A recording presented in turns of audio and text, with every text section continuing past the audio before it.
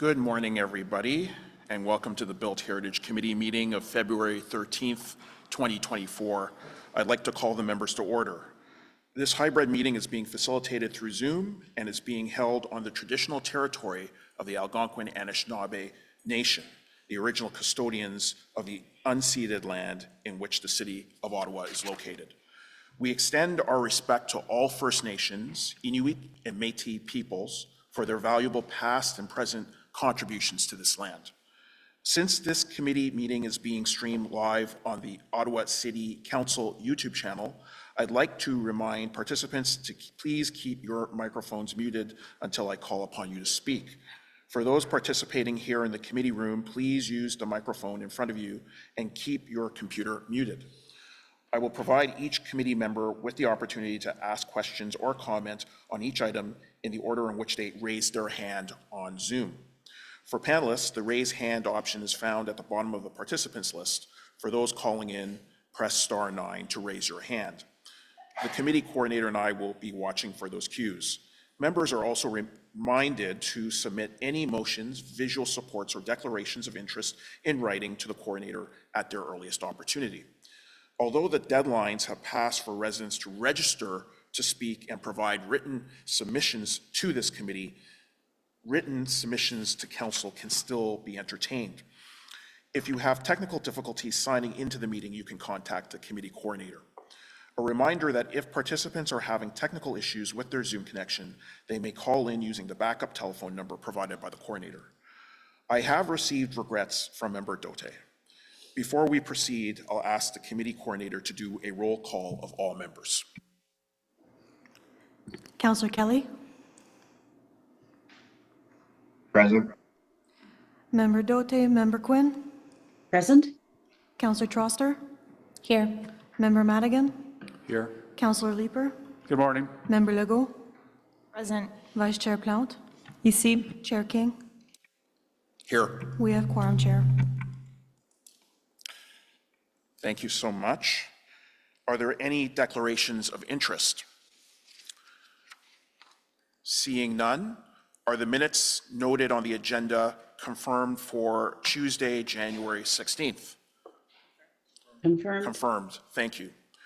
So this being a shorter agenda, we will just proceed item by item. The first item involves postponements and deferrals.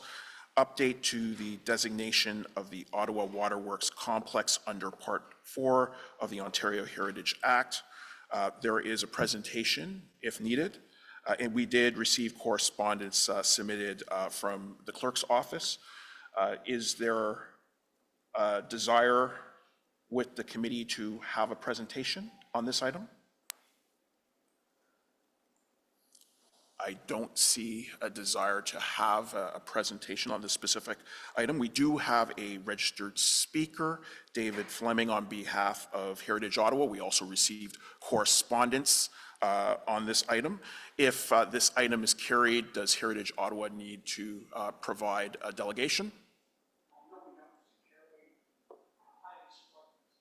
Thank you so much. We appreciate that. So, noting that there is no presentation, no questions to staff, no delegation, is the report carried? Carried. Carried. Thank you so much. This report will be submitted to Council on February 21st for consideration.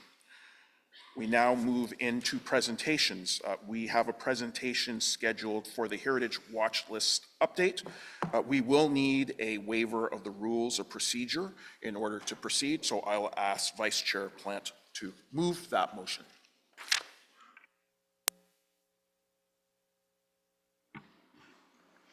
Waiver of the rules of procedure. Be it resolved that the Built Heritage Committee waive the rules of procedure subsection 84(4)A to receive the verbal update from Planning, Real Estate and Economic Development Department, Right-of-Way Heritage and Urban Design regarding the enforcement and monitoring activities related to the Heritage Watch List at today's meeting and dispense with the requirement to provide a separate written report on the presentation. Merci.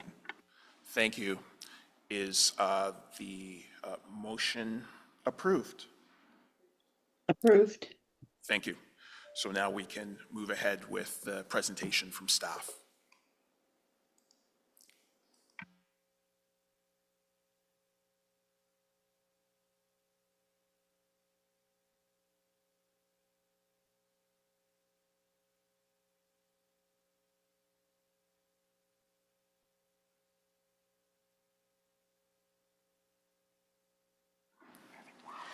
Good morning, everyone. Just before I begin, I'd like to let everyone know that we have a colleague from Bylaw and Regulatory Services, Jennifer Thurgelson, who is joining our meeting. She's on Zoom and will be available at the end to answer any questions the committee may have. Next slide, please.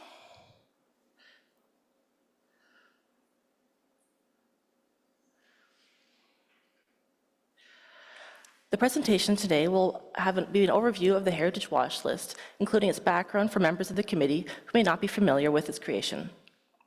Vacant and deteriorating heritage buildings and demolition by neglect have been long issues in heritage conservation in Ottawa and around Ontario.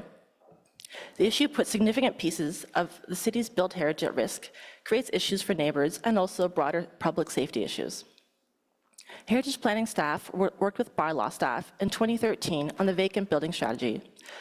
One component of the strategy includes updates to the city's property standards bylaw to introduce specific provisions related to the maintenance and conservation of designated heritage buildings.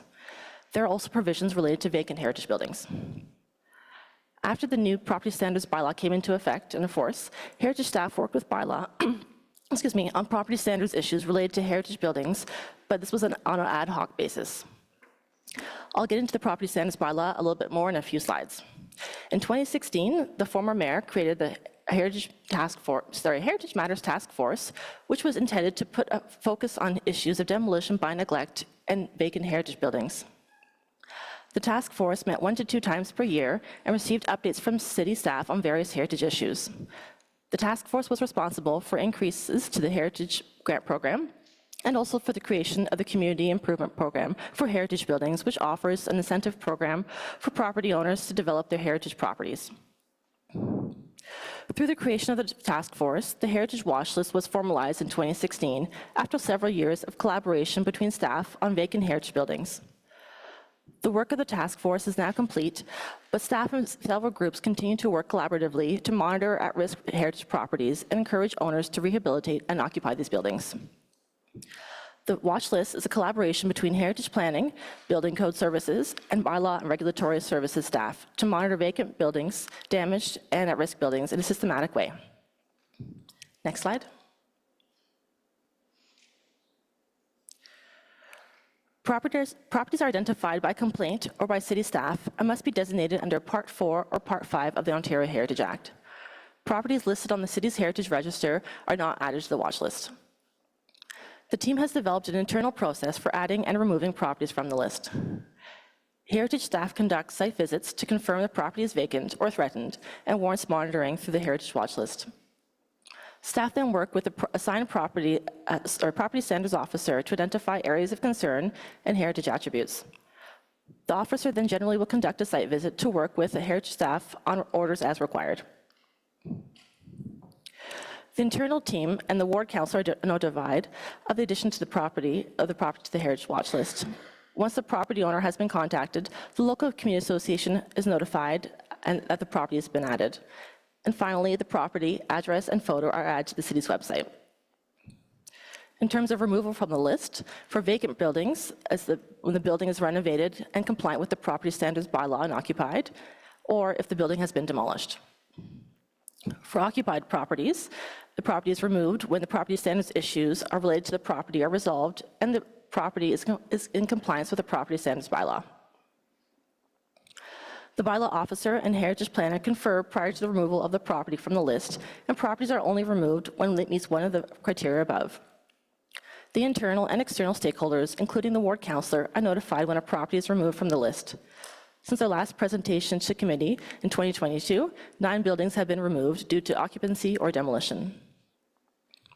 Staff have also developed a process for properties that may be vacant, but may not be vacant, but have specific heritage attributes that may be at risk of loss, such as a porch or decorative brickwork.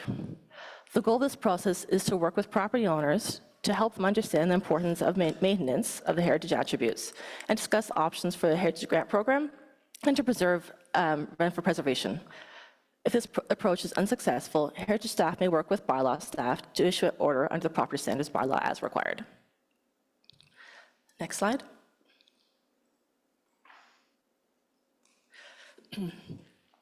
In the property standards bylaw, there is a section under Part 6 specifically for vacant heritage buildings.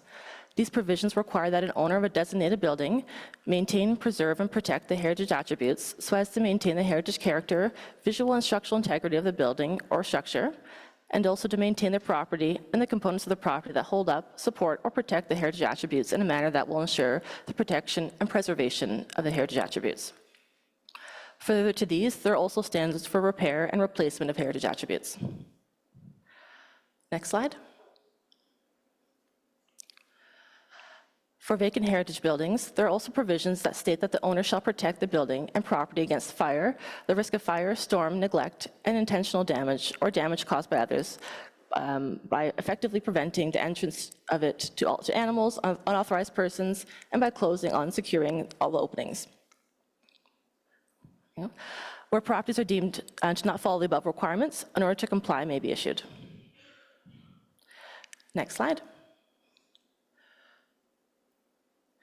For the next few slides, I'll show all the properties on the Heritage Watch List. There's an assortment of building types from a variety of wards across the city. Currently, there are 31 properties on the Heritage Watch List. We've divided these properties into two categories, those that staff believe are in stable condition and those that are at risk. The stable properties are secured, in generally good condition, with cooperative owners and are vacant for a variety of reasons, including ongoing rehabilitation work, mothballing, or other issues. Heritage staff are generally not concerned over these buildings or attributes. However, these buildings will continue to be monitored biannually. Next slide.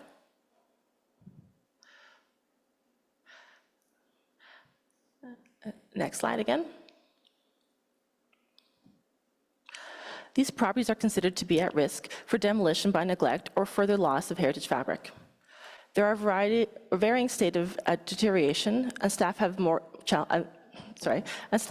challenges in getting owners to cooperate in maintaining these properties according to the Property Standards Bylaw. Staff receive frequent comments and inquiries from the public and heritage community members on these properties. These properties are monitored regularly to ensure compliance with this Property Standards Bylaw. Next slide. Some of the properties on the Heritage Watch List include diplomatic or foreign-owned properties. Enforcement of the Property Standards Bylaw and the Ontario Heritage Act can be more complex for these properties, as heritage and bylaw staff liaise with Global Affairs Canada through the city's protocol office. Next slide. Committee members may recognize some of these buildings, as they have all had heritage permits issued in the last 2 years and have been here before this committee. Staff anticipate that work will commence on all these projects in the near future, and that these properties will be removed from the Heritage Watch List once work is completed and they are occupied. Until that time, these properties will be monitored. There are also active heritage permits for some of the diplomatic properties from the previous slide, namely for 231 Coburg and 187 Lansdowne Road. Next slide. The list is posted on the city's website, and then Associated Community Association and Ward Council members are notified when properties are added or removed. So this is for our monitoring process. And bylaw officers visit each site twice a year, once in the fall and once in the spring, to ensure compliance to the Property Standards Bylaw. As a result of the vacant building strategy update approved by Council in 2022, there is also a new team that has been assembled to deal with vacant properties for heritage buildings, and these were such a small fraction of the vacant properties across the city. And lastly, in response to a direction in 2022 related to the tools and options to encourage owners to develop the vacant properties, a memo will be forthcoming in the next month from legal and heritage staff. Next slide. And lastly, in terms of incentives, one of the tools staff use to encourage property owners to rehabilitate these properties at risk are the financial incentives. Last fall, City Council approved the continuation of the Heritage Improvement Plan, which provides a tax increment equivalent grant for qualifying restoration and adaptive reuse projects. An amended program is set to continue until the end of this term of council, which will provide staff with more time to better assess the successes and challenges of the program. Staff will then make a recommendation at that point on the continuation of the program on a permanent basis. This program has partly implemented with the goal of providing enough incentive to encourage property owners with properties on the Heritage Watch List to redevelop their sites. However, this has not been the case to date. Eligible projects may receive up to $500,000 in grants to help offset the expenses related to restoration. In addition to our CIP program, we have our Heritage Grant Program for Building Restoration, which has been in operation for quite some time. The program has an annual budget of $300,000 with matching grants up to $10,000 or $25,000 for property owners, depending on the scale of the property. Staff are currently reviewing the operation of the program and will be providing committee with an update in Q2 this year with changes to the program. Thank you. Thank you so much for that in-depth presentation. It's much appreciated, especially noting that we don't have the MERS task force on heritage anymore, that we've evolved in terms of ensuring that the watch list will have presentations here at this full committee, so we really do appreciate that. We did receive correspondence on this item from Heritage Ottawa, and we do have David Fleming registered to speak on this item if he opts to do so.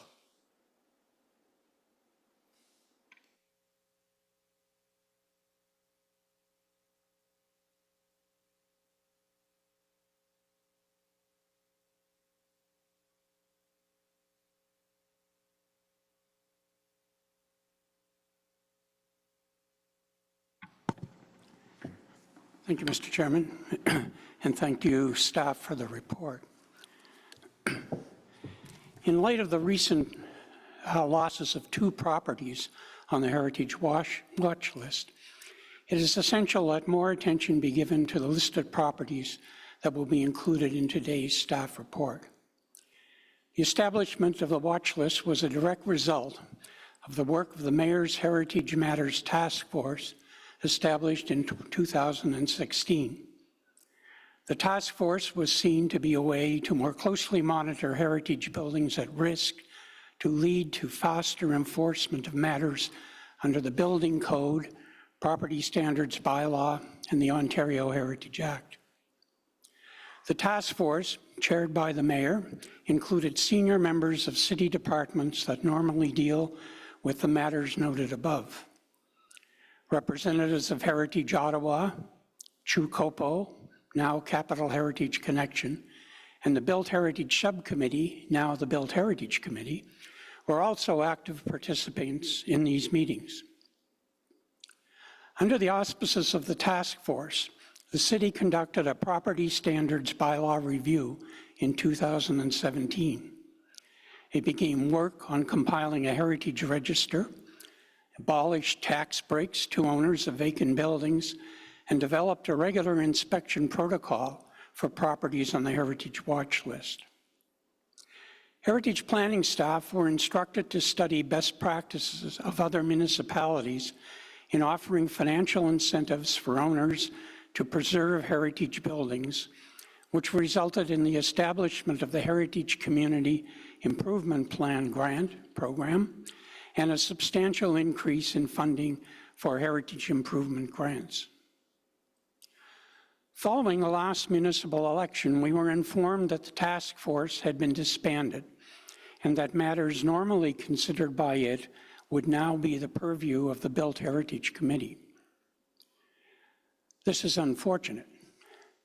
We therefore hope that you will be proactive in meeting the challenges to preserve our built heritage by closely and regularly monitoring buildings at risk on the Heritage Watch list. Thank you. Thank you so much for your delegation. Are there any questions? Councillor Leeper. Thanks, David.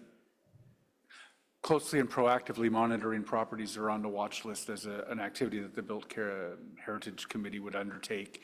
Are you suggesting that we should be receiving reports on some regular basis, maybe some portion of the Heritage Watch list status each quarter?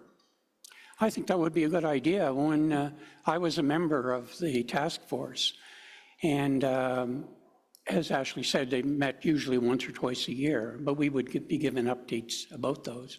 But I think in light of what's happened in the last month in Rockcliffe Park, that I think that we should be, the Built Heritage Committee should be doing it perhaps every meeting, just a question of a brief 5 or 10 minute update, highlighting any changes, especially any negative changes that have occurred. Interesting. I tend to think the ward councillor is also maybe the best positioned to do that and the most interested. I've been very pleased with the responsiveness of the Heritage and Building Code Services staff whenever, we make inquiries or a resident reports a request. But let me noodle something more formal. All right, thank you. Thank you. Thank you, Councillor Leeper. And I know that I think the past practice has been that the committee would receive a report on an annual basis, if I recollect correctly. So I think it would make sense if we do have greater responsibility over this area, since we don't have a task force to have a tempo, maybe a more whether it's quarterly. I think we need to obviously have that type of discussion with staff to ensure that it fits with their workload. But I do think that would be warranted to have regular reports so that there's clarity and transparency in terms of what properties have been added to the watch list, as well as to note, while we wouldn't have full details in terms of enforcement actions, obviously, I think at least notification that enforcement actions are underway are helpful. So we'll definitely take that back, and thank you for that contribution. It's very meaningful. I believe that Vice Chair Plante has raised her hand for questions. Oui, merci beaucoup. I just had a question because I'm seeing some renewal in my community associations, Sandy Hill, Lower Town, and in Vanier. I was just wondering, what would your advice be to community associations as to how they can support the important heritage in their neighborhoods? Well, we have already been in touch with community heritage representatives. We have an informal committee and we exchange information. I know they too have, many of them have been concerned about the dissolution of the task force and worried about what would be happening and whether the Built Heritage Committee would be closely monitoring it. So I think it's very important for the communities to be involved. Heritage Ottawa tried a process a few years ago about, we used to call them heritage keepers in various neighborhoods. And we recruited dog walkers especially because they always seem to know what's going on in their communities. And if they saw something that was of some concern, they would contact us and we would contact city staff who would then respond to it. So I think it's really important, and Councillor Leeper talked about the role of the ward councillors, and I think that that's essential. What's important, though, is if there are things going on and if there are concerns, that they be aired in a public forum like this, because I think that's the only way that we're going to get a hold of any potential problems. Huge fan of dogs and dog walkers, so thank you for that. Thank you. Thank you so much for your comments, your answers to questions. I don't see any other hands raised, so thank you so much for your contribution. Much appreciated. Thank you, Councillor. Questions to staff on this report?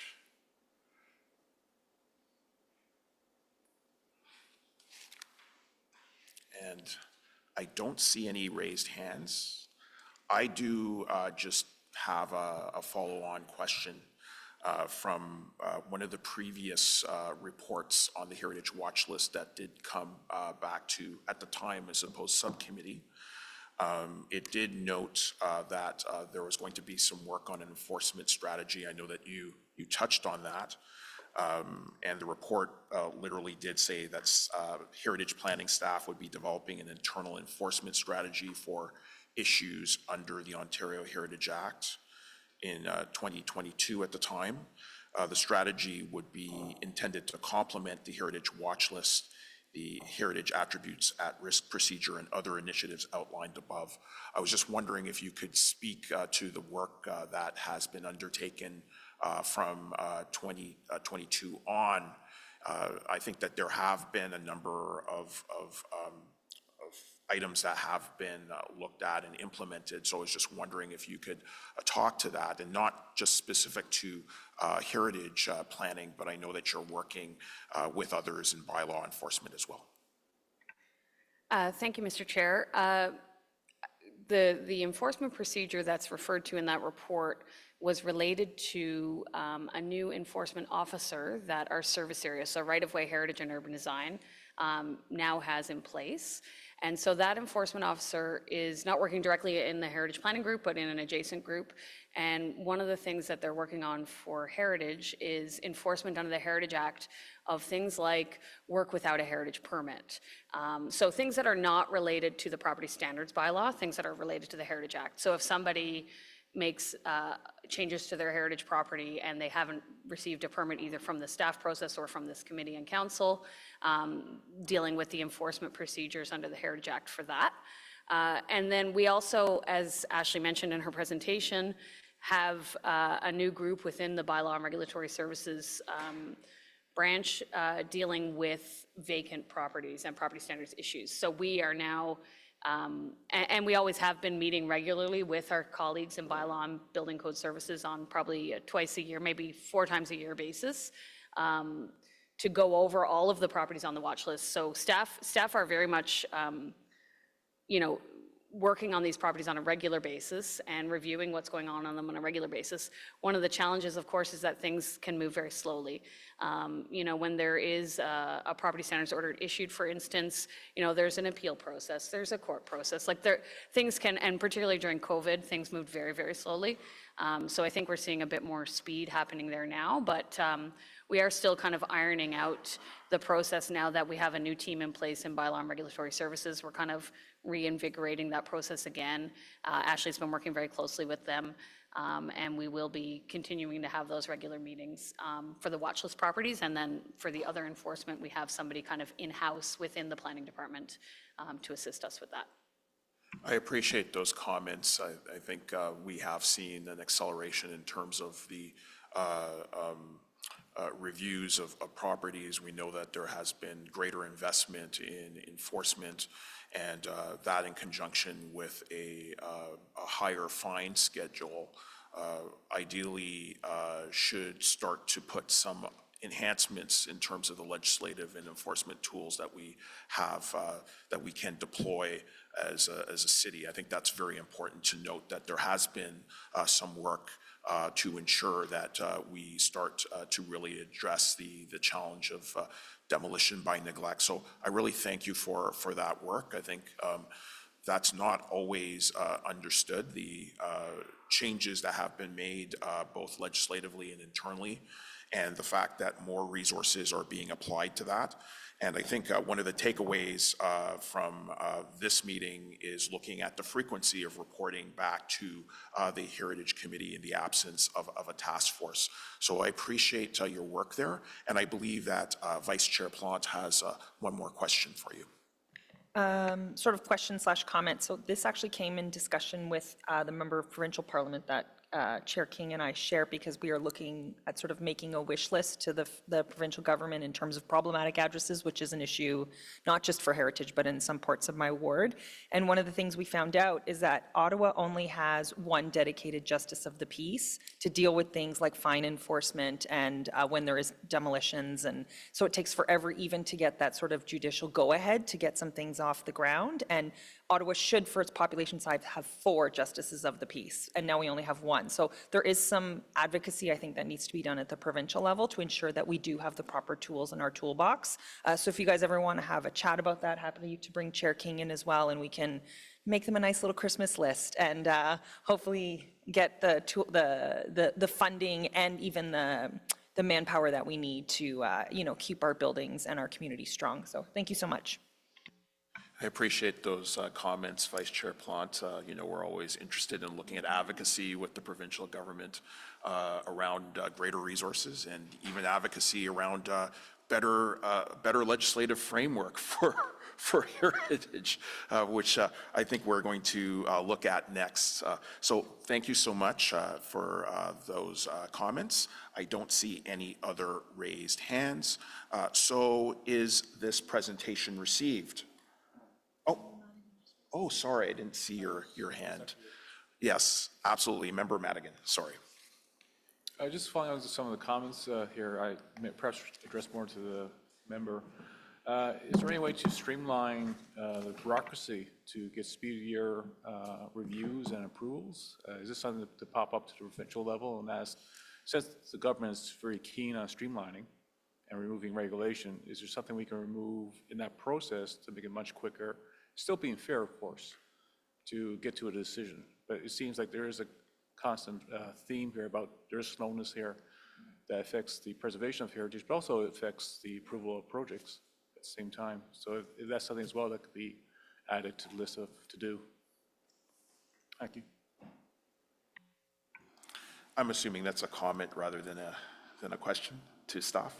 It's a comment and sort of continuing discussion and something to take, I guess, at more of a upper level to consider.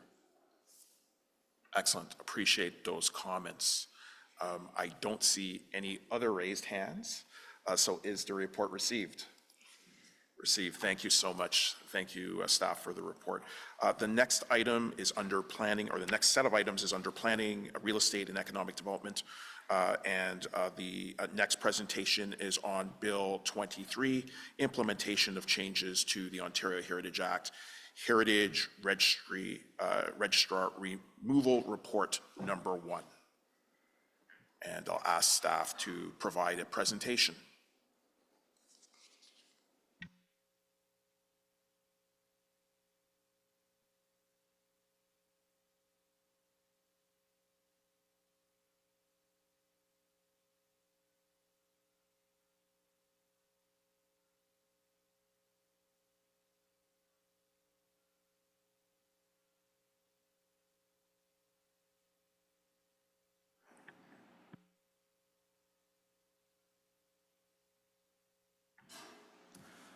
Good morning, Chair King, members of the Built Heritage Committee, and members of the public. I'm here this morning to speak to this report, which is the first to recommend the removal of properties from the city's municipal heritage register as part of our plan to implement changes to the Ontario Heritage Act coming out of the province's Bill 23.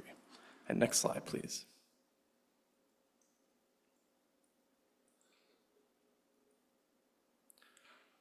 So first, I'm going to begin with this report's recommendation, just to provide a bit of context, and then we'll work backwards and discuss how we've got to this point.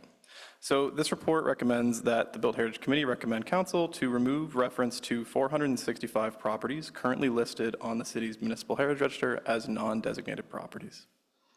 And next slide, please.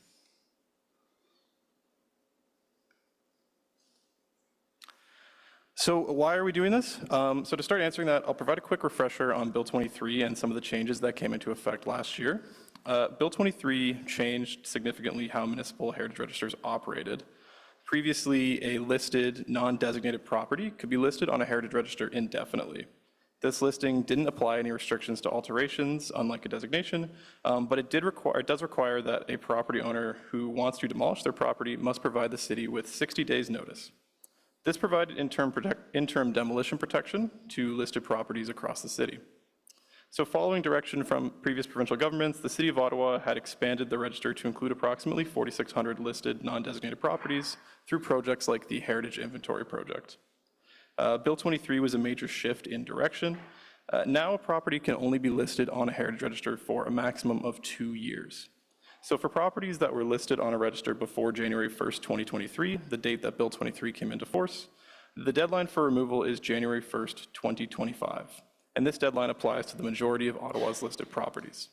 If, after 2 years, a listed property is not designated or in the formal process of designation, it must be removed from the register and can't be listed again for a period of 5 years. So this limitation has implications for how heritage planning can interact with planning and development, and also significant implications for our designation program more generally. And next slide, please. So essentially, these changes leave us with a heritage register that is constantly in flux and has a reduced ability to respond to development. The register essentially is now intended to serve as an optional first step towards designation rather than a more informal monitoring tool as it once was. And this is where the recommendations for today's report come into play. So in June of 2023, Council approved the Heritage Planning Branch's implementation strategy for Bill 23. Recommendation 1A of that report directed us to review the city's heritage register and identify potential designation candidates. This review has been undertaken by staff, resulting in approximately 700 potential designation candidates identified from the wider register. We're currently working through the prioritization of these properties, conducting research, and also bringing forward designations when ready. Recommendation 1B of that report further directed us to commence removing properties not identified as strong designation candidates from the register. And the reason behind this is twofold. So first, removing properties demonstrates that we're moving towards compliance with that new intent and function of the Heritage Register under the Bill 23 amended Ontario Heritage Act. And the second reason looks at a specific function of that new legislation. So it's our interpretation of the Ontario Heritage Act that, as amended by the, it's our interpretation of the Ontario Heritage Act that if a listed property is removed from the register by council prior to that 2-year deadline, so prior to January 1st of 2025, the 5-year ban on relisting does not apply. So essentially, council retains its ability to list properties within that 5-year window rather than not being able to over that 5-year period. This would let us relist properties and essentially use the register as it's now intended. And next slide, please. So to make review of these reports more manageable, we're phasing them on a ward-by-ward basis. So certain wards have very significant concentrations of listed properties. So we want to establish a solid format for these reports and also refresh committee on the background behind them before bringing significant numbers forward for removal. So this report looks at properties in some of the rural and outer suburban wards, so wards 1, 2, 3, 4, 5, 6, 19, 20, 21, 22, 23, and 24. And in total, it recommends the removal of 465 listed properties from the register. These properties were not identified as strong designation candidates, which is why they are recommended for removal at this time. It's important to note that removal from the register at this time doesn't preclude the city from relisting it in the future or designating it in a property in the future. And next slide, please. So now let's look ahead just to see what else is coming in relation to Bill 23 and these removal reports. So over the coming months, we'll be bringing further reports forward recommending the removal of additional properties. These will continue on a ward-by-ward basis with further reports coming later in the year to sort of clean up the register and remove any additional or outstanding properties. The goal by approximately mid-year is to remove the majority of these properties from the register with the exception of our designation targets for the rest of 2024. This will likely result in approximately 25 to 30 properties remaining listed on our Heritage Register. We're also bringing forward a report on potential Heritage Conservation District study areas, along with a new terms of reference for Heritage Conservation District studies in May. This report will seek direction from Council to establish priorities for work related to new Heritage Conservation Districts over the coming years. And next slide, please. So all of that work moves us towards our goal for 2025, which is to have a Heritage Register fully compliant with the Ontario Heritage Act as amended by Bill 23. So starting in 2025, we'll begin listing properties towards the start of the year, and these listed properties will essentially serve as our designation work plan over that 2-year listing period. And over that period, properties will be researched and designation pursued where appropriate. And next slide, please. I'll just touch on data very briefly. So as directed in our June 2023 implementation plan, Heritage staff are required to develop a new tool providing public access to that currently public Heritage Register data, particularly where it pertains to properties removed from the register. This work's in progress, and as an interim solution, existing register data will remain on Heritage Ottawa. We'll just be working to change its label to identify properties as former Heritage Register listings. But this year, we will be reporting back on that new data and monitoring tool as directed by the June 2023 report. And next slide, please. And finally, just to touch on consultation, we've engaged fairly widely with ward offices, ward councillors, community associations, and organizations, as well as members of the public, again, as directed by our earlier implementation strategy. Ward councillors in the affected wards by these recommendations have been notified. And once removals are concluded citywide, we will be issuing formal notice to property owners that their properties have been removed from the Heritage Register. There's currently no statutory requirement to notify property owners of a property's removal from the register. And next slide, please. And finally, just to wrap everything up, it's quite a lot of information for one presentation, but so this report recommends, again, the removal of 465 properties from the city's register. It implements directions from our implementation strategy endorsed by Council in June 2023, and we'll be coming back with more of these reports over the next several months with the goal of narrowing down our register strictly to those remaining designation targets for 2024. Next slide, please. And thank you. Thank you so much for that in-depth presentation. We did receive correspondence on this item from Heritage Ottawa, and we also do have David Fleming registered to speak on this item if he feels the need.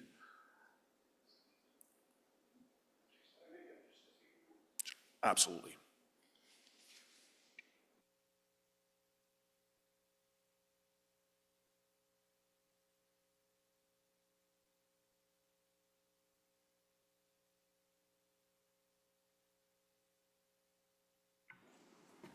Thank you. Heritage Ottawa strongly supports the staff report on removals. Heritage staff have developed a clear and sensible process for identifying individual heritage properties and possible heritage conservation districts for Part 4 and 5 designations under the Ontario Heritage Act and for future study. With this approach, heritage in Ottawa will be better protected, and communities and individual property owners will have clarity both with respect to designation and with respect to process. Heritage Ottawa supports this work by providing information on our website, social media, and publications and walking tours, and we are encouraging community associations with potential heritage properties to be proactive about identifying those that have heritage value and assisting heritage staff with this initiative. Moreover, we congratulate City Heritage staff for their quick and thoughtful adaptation to dramatic changes to heritage legislation as issued by Queen's Park. And just something I wanted to add, early this morning I checked my email, and the Architectural Conservancy of Ontario is trying to start a movement to have the provincial government extend the deadline from January 1st, 2025 to January 1st, 2030 for resolving these issues. And I just wanted to bring that to your attention and wonder whether heritage staff would be interested in, in supporting that. And finally, I just want to give a special thanks to Greg, who met with members of Heritage Ottawa last week and was very open in discussing the challenges and the aims and objectives of this program. Thank you. Thank you so much for those comments. Are there any questions for Mr. Fleming? Seeing none, thank you so much for your comments. Questions to staff? Councillor Troster. Thank you so much, Chair. So just to clarify in plain language, we're taking these properties off the registry so then we can put them back on if we need to. But if we keep them on and we don't actually designate within 2 years, then they have to stay off for 5. Yeah, that's correct. Okay. And I guess just to further clarify, we're not planning to simply take things off the register and then relist them promptly. We'll be relisting them as necessary and following the appropriate procedures and regulations under the Ontario Heritage Act, which has changed that relisting process as well and involves notification to property owners, the opportunity to object, et cetera. So I assume, though, you'll have the backup list of what used to be on the register, so if there's a demolition request, you can move quickly to designate if you feel you need to. Yes, so that's part of the monitoring and data tool that we were directed to develop. So we will still maintain our existing heritage register data, which does identify properties as being listed. It'll just essentially now mean that they were previously listed. We'll still be able to act quickly, and I think Leslie might have some points about that process just because how it's proceeding. Yeah, I think, Greg has everything correct. I think the only thing I would caution committee members about is that once these properties are off the register, which they will be at the end of the 2 years either way, if we receive a demolition permit application and there are no planning applications or anything else associated with it, we have a very, very limited time period to do any kind of designation. So, once the demolition permit is issued, there is a process under the Heritage Act that if council were to designate it while the building is still physically standing, that it would make the demolition permit void. But that is a race against the clock that we prefer to not undertake if possible. So it's possible, but I just want to caution members that we won't have the same, 60 days is very short right now. 10 days to issue a demolition permit is very, very, very, very short. So just to be aware. And I think that's one of the purposes of the changes of the legislation. Thank you so much. Member Quinn. Thank you, Chair.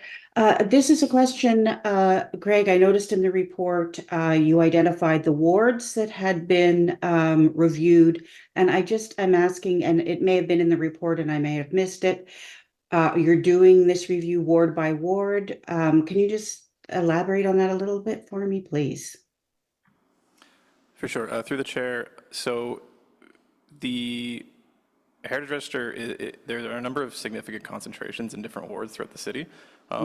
So our initial review of the wider 4,600 property register did occur on a ward by ward basis, just because that's kind of the most effective way to organize it. We can engage with ward councilors, and community associations are often, if not directly pertaining to one neighborhood already, they're usually contained within a ward. So it makes kind of the organization and outreach a little bit simpler.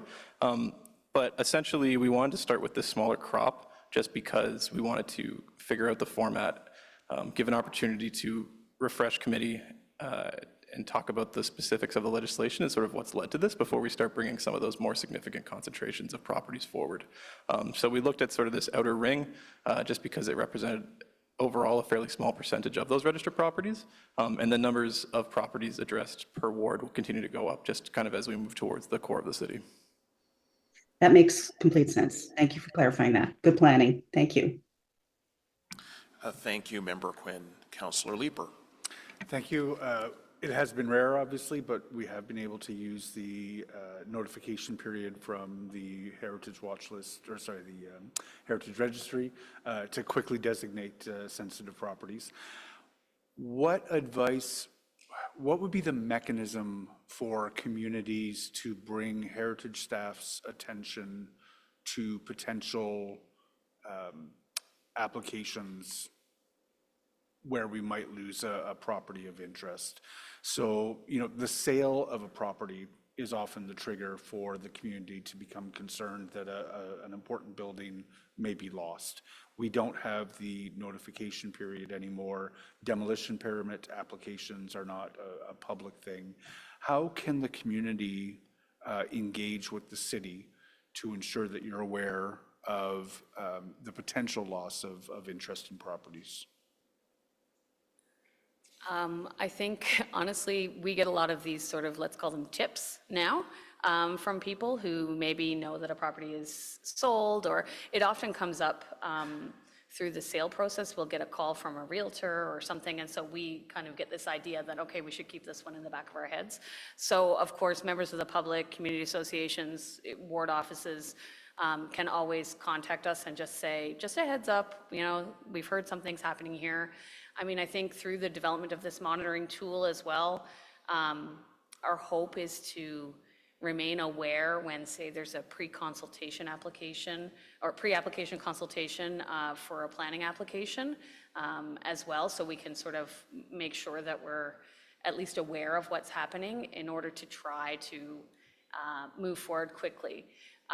One option the committee would have, and this is part of the reason to take all these properties off, is if we were aware something might happen, the committee could proceed with listing a property, which would be a lot faster than designating it. So you could relist the property, which there is a process associated with now, which is a bit more cumbersome than the previous process, but it would still be a lot faster than designation.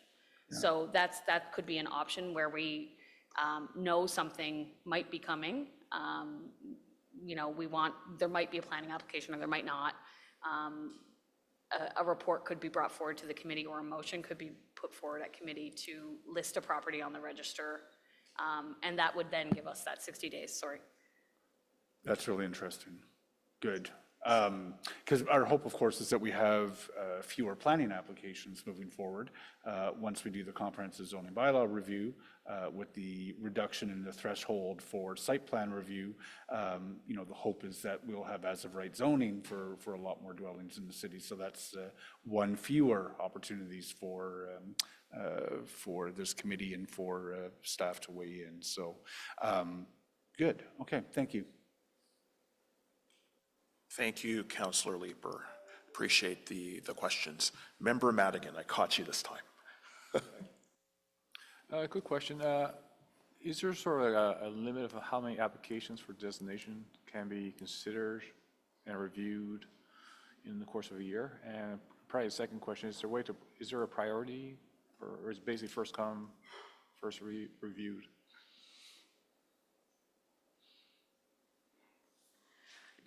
Thank you. Through you, Mr. Chair, the limitations on the numbers of things we can deal with are entirely based on staff resources and committee resources in terms of how many reports we can write and bring forward. In terms of considering items for designation, I think committee members saw at the January meeting we had several designations. The intent is, through the spring, summer, fall, you're going to keep seeing that. Our goal is to designate as many things as we can this year. I will let Greg speak to the prioritization piece because I think he's been giving that the most brain power in our team. Thank you.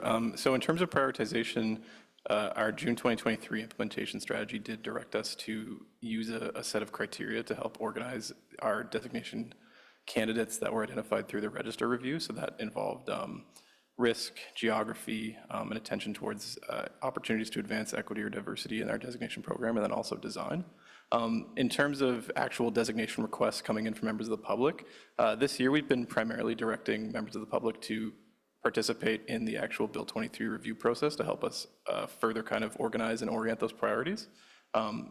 But in a typical year, we would also be looking at kind of the potential risk for a property and where it would sit within our wider designation program to help prioritize that designation if brought forward. Thank you for the explanation.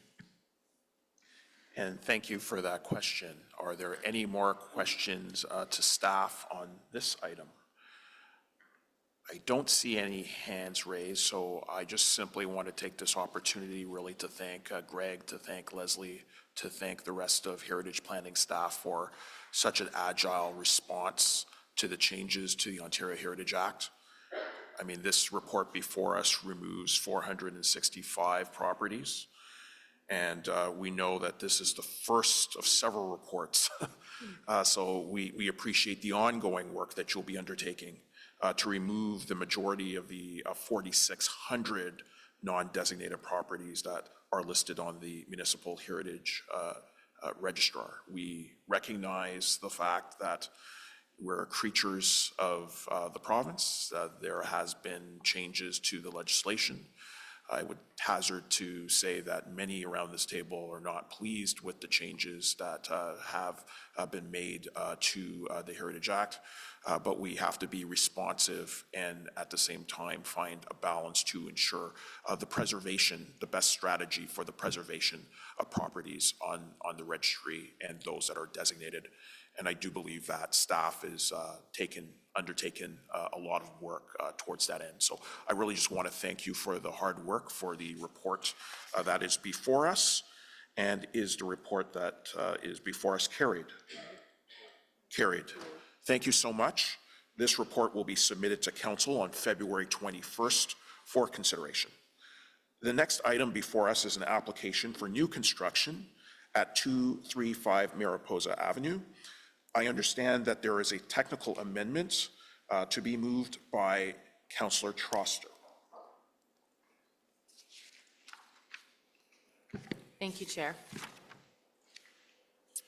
So this is a technical amendment to expand on Report Recommendation 1. Whereas this report recommends the approval of an application for new construction at 235 Mariposa Avenue, the previous High Commission official residence for the Republic of Uganda, a property designated under Part 5 of the Ontario Heritage Act as part of the Rockcliffe Park Heritage Conservation District. And whereas a previous application related to this property was approved by City Council in 2020 for alterations and additions to the building that was on site, the building was recently demolished without the appropriate approvals in place. And whereas this application was submitted as the owner wishes to continue with construction using the previously approved design, and whereas a previous application presented at Built Heritage Committee in January spoke to a building located further back from the street than the adjacent Grade 1 property, which aims to reduce the visual impact of the additional height from the streetscape, and whereas the new application proposes greater massing and footprint than the previous home located at 235 Mariposa, and whereas this new proposal creates an opportunity to review the current setbacks and allow to set the home further back from the street for a reduction in impact to the cultural heritage landscape.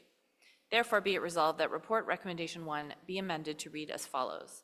Approve the application for new construction at 235 Mariposa Avenue according to plans by Bell & Associates Architecture dated November 23, 2023, and received on December 4, 2023, conditional upon A, the applicant increasing the front yard setback in order to further reduce the visual impact of the new building as viewed from Mariposa Avenue, including seeking any necessary planning approvals, and 1, should the required planning approvals be granted, delegate authority to staff for final approval of the increased front yard setback under the OHA, and should any required planning approvals not be granted, the application will be deemed approved as per the attached plan, subject to the remaining conditions outlined in the report. B, the applicant reconfirming and/or providing all exterior cladding materials for approval by heritage staff prior to the issuance of any building permits.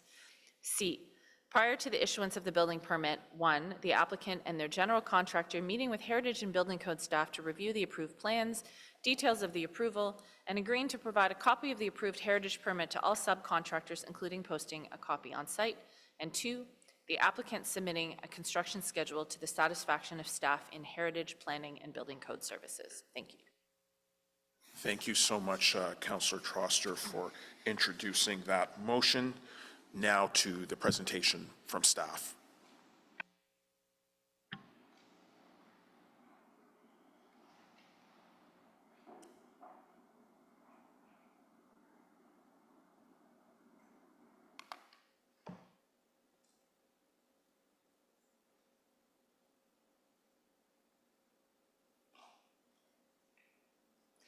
Okay, good morning, committee, and thank you, Chair.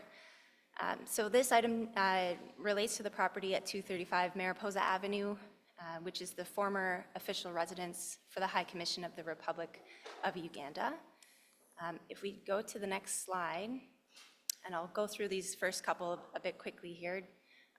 For some context, 235 Mariposa Avenue is located in the Rockcliffe Park HCD, and it's designated under Part 5 of the Ontario Heritage Act. The property is located on the north side of Mariposa Avenue, mid-block between Springfield Road and Manor Avenue. Next slide. Just a bit of background. So a heritage permit application was issued for this property in 2020 to alter and add to the existing building on site so that the building could better function as the official residence. The project required a minor variance application, building permit application, which were both approved. However, this past October, staff became aware of demolition that was being undertaken on site, which was not part of the original approval. So there are no valid heritage permits or building permits in place at this time. The owner wishes to proceed with the project, so they have submitted this application for new construction that's before committee this morning, using the previously approved design, but as a new building. This application does not relate or deal with the demolition, as the city is pursuing enforcement under the Building Code Act related to the matter separately. If we go to the next slide, on the left is a photo of the previous building. So it was a 2.5-story stucco-clad house constructed in the mid-1950s. It was a grade 2 non-contributing property in the HCD. And on the next slide, so this is the design. The design remains unchanged from the previous approval in 2020, with the exception of some interior changes and modifications for building code requirements, such as the location and size of some openings at the side and rear, and the introduction of a small balcony at the 3rd floor for egress purposes. The building will be 2.5 stories tall and will include new rear massing previously intended as an extension. It will also include a new garage and 2nd floor space to replace what was a garage addition. The design picks up cues from the neighboring properties with its brick cladding and horizontal composite siding as a secondary material. The fenestration pattern also reflects more traditional patterns seen in the HCD. If we go to the next slide, we have the site plan. So the house will maintain the same front yard setback as the previous building, and the semicircular driveway will be replaced with a linear driveway. If we go to the next slide for the landscape plan, you can see that a bit better. So the relocation of the driveway will allow for additional soft lawn and plantings in the front yard. New plantings are proposed throughout the property, and no trees are anticipated to be removed. In the rear yard, there's an existing pool that is to be relocated with new required fencing, and a pool house will also replace an existing shed. If we go to the next slide, staff have reviewed this application against the HCD plan and the guidelines for new buildings and have determined that the proposal is compliant and consistent with the plan for the following reasons. The building is designed to be at an appropriate scale and setback for the area's historic context and character. If we go to the next slide, 235 Mariposa Avenue is the only grade 2 property in this block with grade 1 buildings on either side and across the street, but the setbacks on the north side are varied. So by maintaining the front yard setback of the previous house, staff are of the opinion that the proposed setback is reasonable and meets the HCD plan. The overall height of the building remains the same as previously approved. The proposed complex roofline and 2.5-story height will be in keeping with those of the other grade 1 buildings on Mariposa Avenue. The front-facing dormers will help visually reduce the impact of the new roof mass by breaking up its width. If we go one more slide, the proposal includes natural and compatible materials through the use of brick and aluminum-clad windows and the design elements that reflect the character of grade 1 properties in the immediate streetscape. And also the design offers a contemporary interpretation of the variety of architectural influences seen throughout the HCD. Additionally, the proposed changes to the landscaping and driveway will be an improvement to the soft landscape character of the property. If we go to the next slide, so for those reasons, staff are recommending that the application be approved. However, given the actions that have been undertaken on site, staff have included a number of conditions that would allow for greater oversight and provide some assurance to council and the community in terms of work proceeding as indicated should the heritage permit be approved. The first condition is to provide samples of exterior materials prior to the issuance of a building permit to ensure the final products that are selected align with the HCD plan. The second condition would require the owner's general contractor to meet with building code and heritage staff to review the details of the approval before the building permit is issued. It would also require demonstration that the heritage permit is posted on site and that staff and that it has been provided to on-site subcontractors. The third condition would be to submit a construction schedule with increased inspections to staff satisfaction in order to provide additional checkpoints as construction proceeds. On the next slide, we have two more conditions related to landscaping. The first is to ensure that the tree protection measures that the applicant has provided are implemented during construction, and the second would allow staff to continue to work with the applicant to refine the landscaping details, again, prior to the building permit being issued. On the next slide, we have just some examples of some properties on Mariposa, many of which are characterized by landscaping that helps to shelter the buildings from the street. And so staff are of the opinion that further plantings, particularly in the front yard, could improve compatibility on Mariposa, and the applicant has indicated they are open to doing this. On the next slide for consultation, so the original application was part of the Heritage Planning Branch's pre-application consultation pilot program at the time. Several meetings were held with the community association, and they raised a number of concerns relating to the apparent height of the proposed roof and weight of the proposed roof, cladding materials for the main building and the pool house, and also the amount of hard surfacing.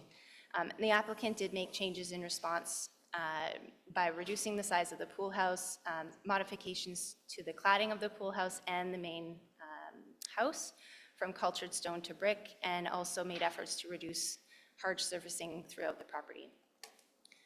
This most recent application was circulated to the community association, and their comments were included in the staff report. The application was also circulated to Heritage Ottawa, and the plans were posted on the city's DevApps website at the beginning of January. Although there are no notification requirements under the Ontario Heritage Act for permit applications, staff do notify surrounding neighbors of applications and invite them to participate in Build Heritage meetings like today, or provide written comments directly. I know we've received some email correspondence from immediate neighbors who had raised comments and raised concerns, many of which who had similar concerns on the original application, and staff have connected directly with several of those neighbors to answer questions about the file in advance of today. So just to wrap up on the last slide, staff are recommending approval of this application for new construction and of the landscaping plan, subject to the conditions outlined in the report, as well as that minor design changes, should they arise, be delegated to staff, and that the heritage permit be issued with a 2-year expiry date. Thank you. Thank you for the presentation. We did receive correspondence from 8 residents as well as Heritage Ottawa, and we do have a number of speakers registered. The first speaker is Michelle Heyman from the Rockcliffe Park Heritage Committee.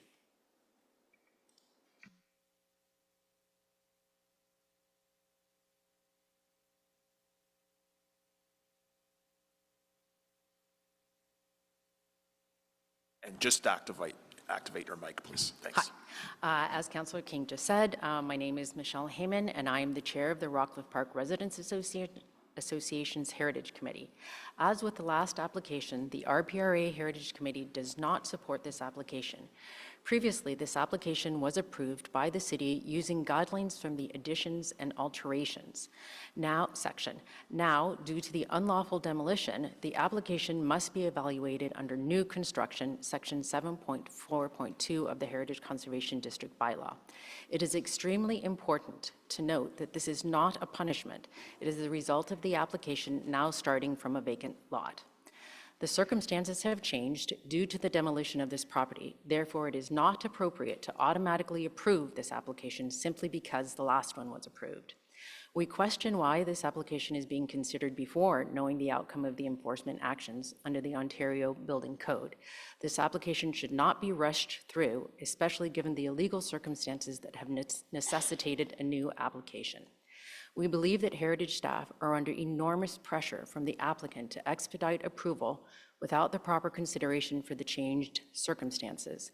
The applicant bears the burden to ensure compliance with the bylaws of the City of Ottawa.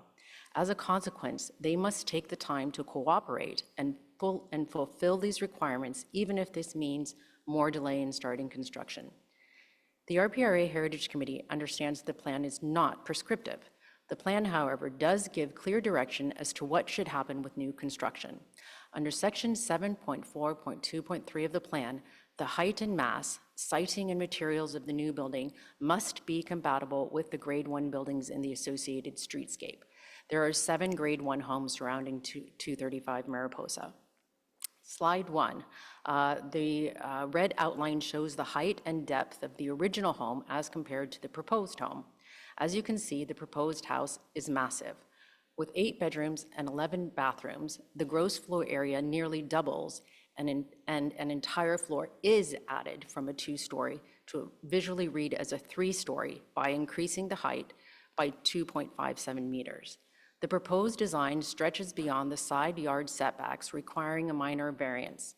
A lot this size should not require a minor variance, especially since this is now new construction and not being built on the old non-conforming foundation. The applicant knows this and is trying to fast-track this application to avoid considering a more successful design for the Heritage Conservation District. A successful design should reduce the mass to fit well into the established setbacks. Slide 2, please. Slide 2 considers the footprint of the proposed building as it relates to the footprint in gray of surrounding Grade 1 properties. The mass of the house is not unobtrusive. Note, in all cases, the footprint of 235 Mariposa is larger and contributes to the great obtrusive mass of the house. It would easily be the largest house on the streetscape and cannot be considered consistent or compatible in mass with the Grade 1 homes as it is required to be according to the bylaws. Now consider height, which is a factor of mass and is determined not by zoning, but by the height of the Grade 1 homes on the streetscape. In the height analysis, the applicant has only used a visual measurement to the top of the roof. They state some homes are either plus or minus 9 meters or plus or minus 12 meters to the top of the roof. This is incorrect. They must use the midpoint measurement. Given the imperative language of the plan, an accurate measurement must be taken in order to determine if the proposed 10.2 meter home is compatible and consistent. Staff says that the height will continue to be consistent and compatible with neighboring Grade 1 buildings in the streetscape. How is this known if there is no official height survey of the surrounding Grade 1 homes? Consider the second image, which shows the setbacks of the two adjacent Grade 1 homes. Note that the property that's on the left, the setback is given because that is the front of the house, not the front of the house does not face Mariposa. According to section 7.4.2.7, the adjacent Grade 1 houses are the ones which are relevant for establishing setbacks. In a previous application, as mentioned, for 125 Lakeway, staff permitted increased height if a house is set back further from the road. This house, however, is set closer to the road. To follow the same logic for this application, the added height will have an exacerbating effect on the neighboring Grade 1 homes. Therefore, part of a successful application should include an increased front yard and side yard setbacks. The third consideration of compatibility and consistency is materials. The previous application stated that brick veneer, not real brick, as staff has said, and engineer wood rather than natural materials needed to be used because the existing foundations could not support the weight of real bricks or stone. Given that this is now new construction, the applicant should now be required to use natural materials as part of a successful application. Slide 3, and this is the last one, I am almost done. As provided by the applicant, this is the streetscape view of the proposed structure. The house would occupy the entire permissible width of the lot and more. No other Grade 1 home on the street does this. It is also clearly taller and significantly greater in mass than the Grade 1 houses on the street. Plus, it pushes the FSI to the limit. We continue to ask, how is this house consistent and compatible with the Grade 1 homes on the associated streetscape, given the added height, the increased mass, the artificial materials, and the setbacks? It is not. In conclusion, given that the 90-day term will soon expire, this application should be rejected in order to give Heritage staff more time to continue to work with the applicant to submit an application which, as required by the Heritage bylaw, is compatible and consistent with the Grade 1 homes on the associated streetscape. Thank you for considering this challenging file. Thank you so much for your delegation. Are there any questions for Ms. Heyman? Councillor Troster. Just want to thank you for your contribution and for your vigilance in standing up for the Heritage District in Rockcliffe, and I hope at the very least that the technical motion I put forward to try to deal with the setback issue will help satisfy some of your concerns. It would help, definitely. It would be part of a successful application, and I really do appreciate the efforts of members and council in seeking a way forward on this application. You will understand that is, we very much appreciate it, but we see it as part of a successful application. We realize there's significant effort that goes into that, and it is very much appreciated, and we thank everybody for listening to our concerns and taking action on them. So thank you very, very much. It is very meaningful. And thank you. I mean, I really think that this is now substantially a completely different application, and we can't litigate the issue of the demolition, although I really have to wonder how you accidentally demolish a home. Yes, An I embassy. agree. And told once, don't do it, told twice, don't do it, and continue to still do it. Correct. And this issue is very interesting and important to me as the counselor for Somerset Ward, because we have a lot of embassies in my ward too. And yes, we just have a problem with these properties that are owned by foreign governments, that we have limited tools to intervene. You know, the Syrian and the former Syrian and Iranian embassies are sitting empty and going to rot, and they're beautiful heritage buildings in Centertown. So it really puts us in a tough position, and I appreciate how this file has highlighted that challenge. And I know heritage staff are working very hard to try to do right by the city. Yes. But our ability to intervene is a little bit more limited, and it is very frustrating. Yes, I do agree. And I look forward to working with other councils in the city, other wards in the city to help protect heritage. I realize that I often come here advocating for Rockcliffe, but heritage in the overall city is important, because just as people come to Rockcliffe to enjoy it, we also go to other parts of the city, and the city belongs to everybody to enjoy. So thank you so much. Thank you.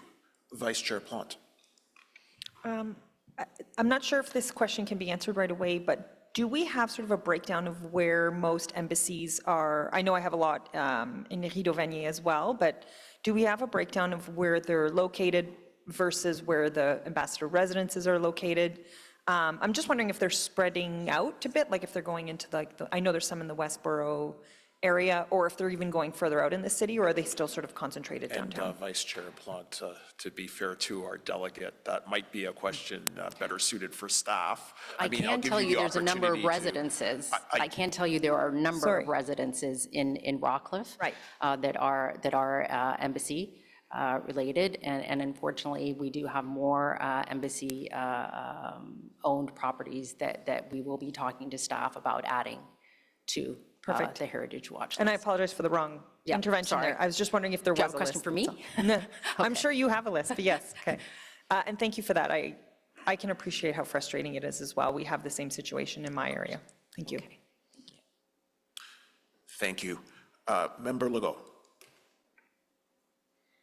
Yes, I just wanted to congratulate you on such a strong argument. I think before being that it was agreed to contributing property to the Heritage Character District, and now it's demolished, and now it needs to be subordinate to the grade 1 properties. So the whole concept of inherent vice and how everything needs to be compatible and related to those grade 1 properties is very strong. So I think that your letter is excellent. You really did an excellent job there. Thank you, I appreciate that. Thank you for those comments. Member Madigan.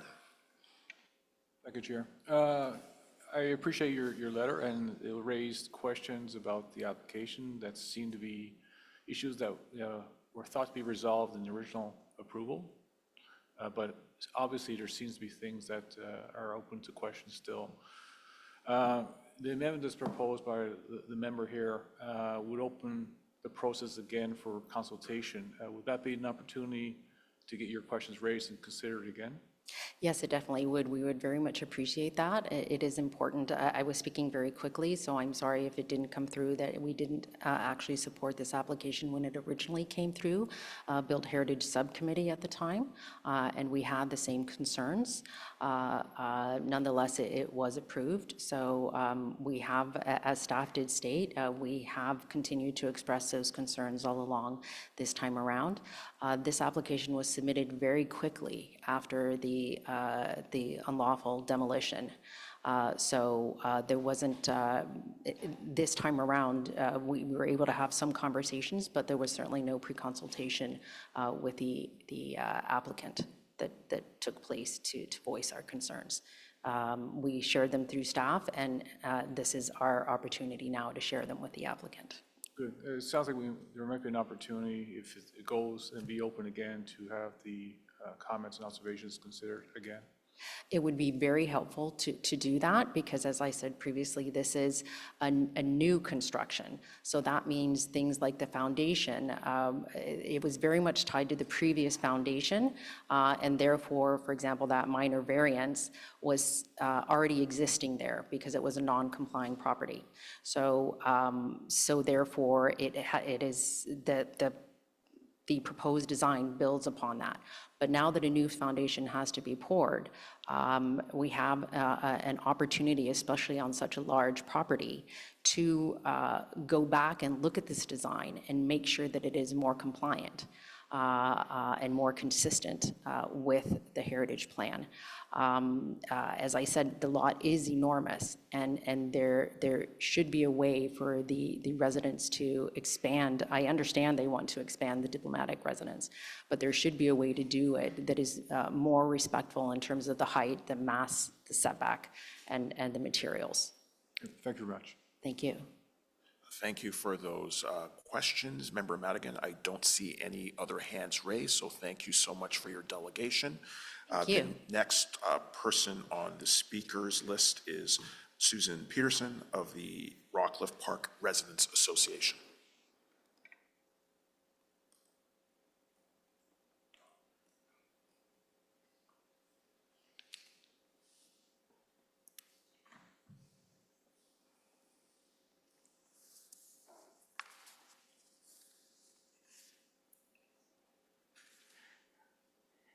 Thank you, Mr. Chair. Shall I begin? My name is Susan Peterson. I'm Chair of the Heritage Outreach Committee of the Rockcliffe Park Residents Association. We've noticed, of course, that this application has attracted media attention, and we welcome that. Ottawa, after all, is the capital of Canada, and so it's the home to embassies from around the world. Could I have my slide? Whoops, can we pause for a moment?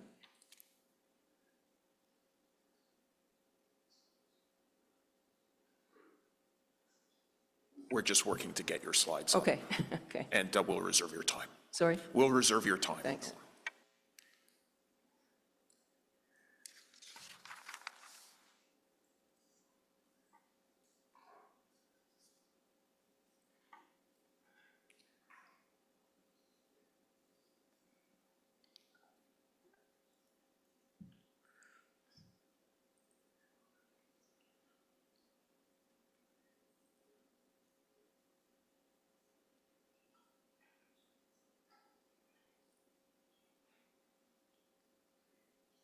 Apologies, we have your slides up now, so please continue. Okay, could we go on to the next slide, please? We owe an enormous debt of gratitude to the many embassies who, over the years, have borne the expense of beautifully maintaining many of our grandest old heritage properties, and thank goodness for them. But there are a few exceptions, and the one before you today is a very big exception. Next slide, please. This is a photo of the unauthorized, unlawful demolition of the house at 235 Mariposa. What happened is appalling. The Uganda High Commissioner has claimed that it was an oversight. Persons on the site said it was based on a misunderstanding. This is very difficult to accept. How could something as drastic as that be an oversight, a misunderstanding? The house is on the Heritage Watch List. An inspector made multiple visits. And reports of the Auditor General of Uganda indicated that he recommended demolition of the residence as far back as 2014. And in the 2018 report, it again references demolition. Let's face it, something bad has happened here. We urge you to not turn a blind eye to this fact. Councillor King, you're quoted by the CBC as saying, quote, people have to remember that the application process is not tied to an enforcement process. That's fine with us. Okay. You added that this committee cannot treat the High Commission's new application as an opportunity for punishment. And I've just heard a comment that your tools are limited to intervene. I want to be clear, we are not advocating punishment. We are not doing that at all. Next slide, please. Thankfully, the Rockcliffe Park Heritage Plan explicitly contemplates and provides for the means, the tools, to deal with the distressing situation before you today.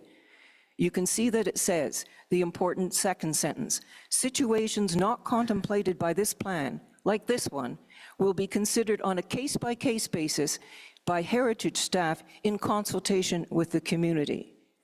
It directs that such situations as this are to be dealt with on a case-by-case basis. So how do you do that? Next slide, please.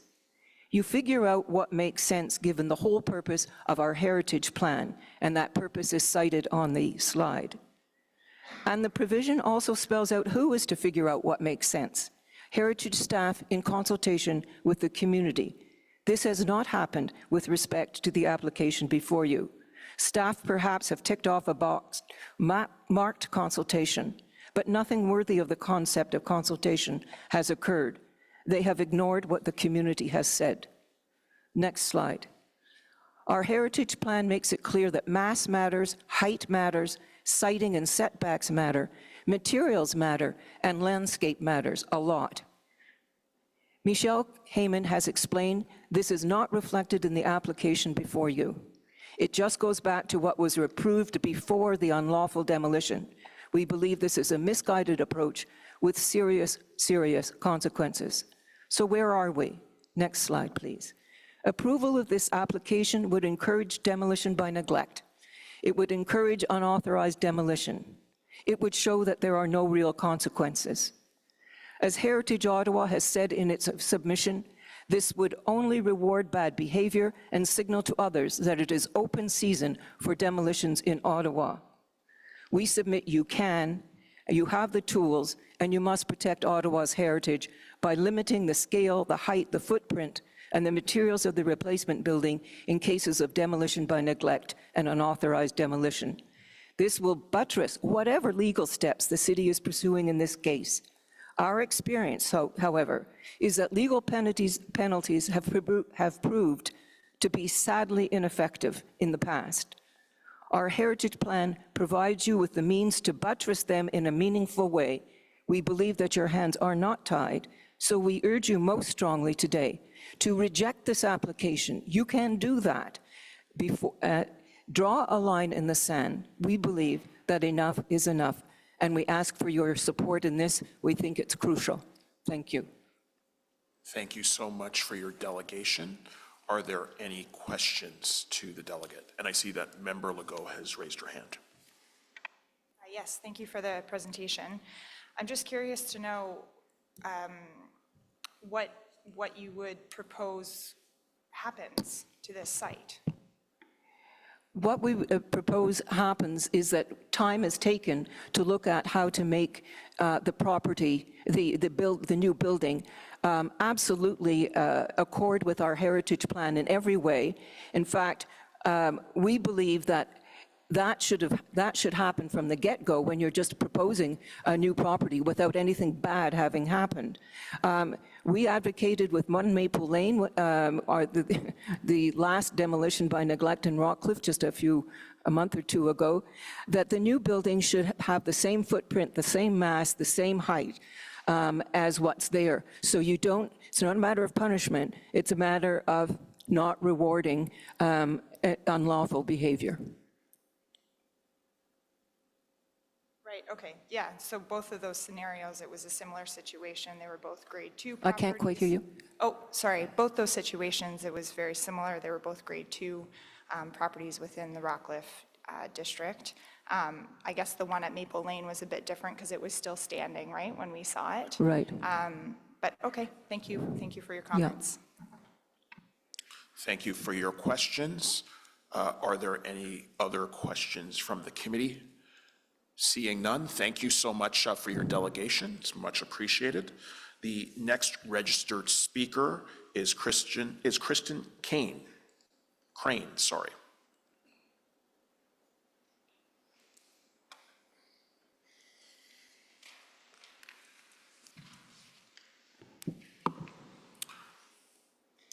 Thank you, Thank you Mr. so Chair. much. I'll just wait for my slides to be pulled up.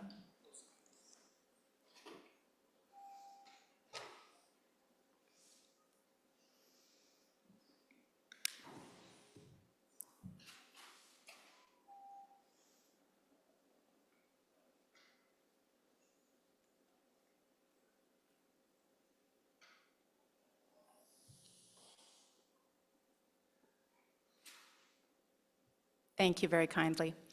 Mr. Chair, committee members, my name is Kirsten Crane. I'm here with my husband, John Morales, and this submission is also on behalf of our immediate neighbors, Sarab Gruel and Gordon Southam.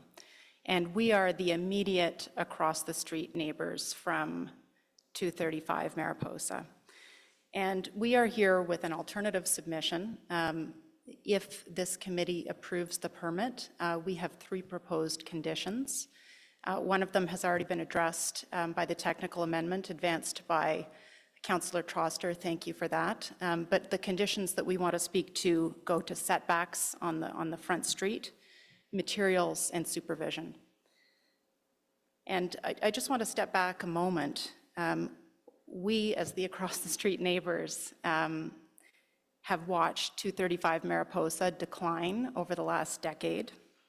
The previous High Commissioner moved out about 8 years ago.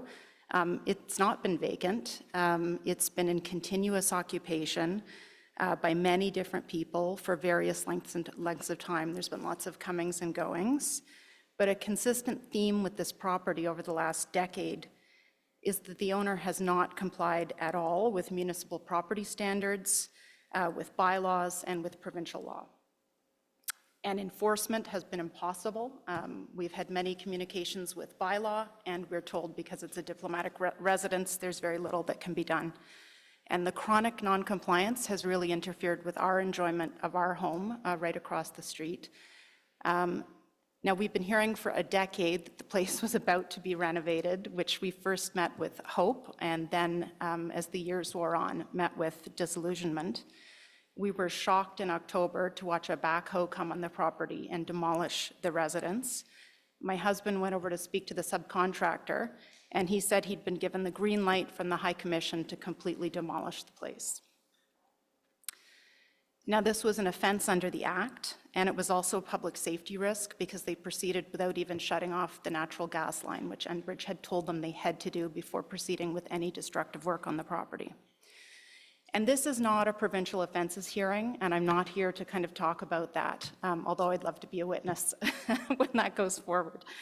But the reason that's relevant today is 2 reasons. First, this is now a new build. So to the extent that the owners were trying to grandfather over setbacks or footprint or whatever, that's done. Under the plan that Council approved in 2018, there are very different rules for new builds. And we are urging Council and this committee to uphold them for this project. Second, the history also highlights why the city needs to do everything in its power to keep this project under tight control. Hoping for the best, including that hoping this owner will proceed expeditiously or will comply with anything that this committee is going to recommend, or indeed will voluntarily install beautiful landscaping to mitigate the harsh effects of the height and the mass and the horribly cheap materials proposed for this building, is just wishful thinking. This is an important moment for this committee. It's an important moment for Council to try to exercise a rare opportunity for control over this project.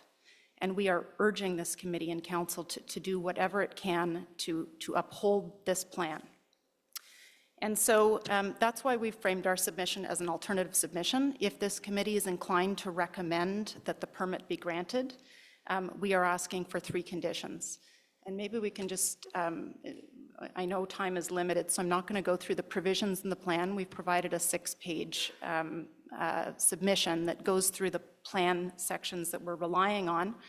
But let me speak to materials for a moment. So what we have on the screen is our house, which is right across the street. It's not a big house. It's about 2,700 square feet. It's a 1935 home. We've spent the last decade restoring it in phases because it's costly to do in these types of homes. but we respect that. We are custodians of this neighborhood. We want this home to be there in 100 years when we're long gone.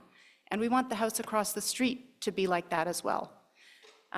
So the proposed cladding, for example, of cheap brick veneer, which is like a paste-on product, is absolutely not permitted under the plan. This is what the owners are proposing. It's cheaper. It's not acceptable. It doesn't look the same. It doesn't corner the same. It is a cheap, substandard product that should absolutely not be allowed in Rockcliffe Park, and it's not under the plan. So that's a concern. The second concern that we have is the setback. Maybe you can go through, if you would, to the next slide. So what we've put up on the screen is the existing footprint of 235 Mariposa, which you'll see on the left, and the house beside it, 295, which you'll see is set back quite a bit more on the lot. And in fact, the lot at 235 Mariposa, you'll see is huge. It even goes deeper than the lot beside it. This house was sited very close to the property line, which may have been fine for a small old stucco house. It wasn't small, but in any event, now again, this must be assessed as a new build.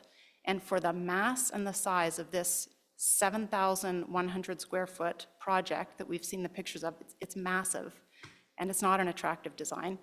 Let's mitigate that mass by pushing it back on the front, and we've asked for an additional 3-meter setback. And you can see on the next slide that in fact the new build is even encroaches closer to the street than the old one did, because you'll see in the yellow I've highlighted the required setback on the front. The portico even extends over the setback.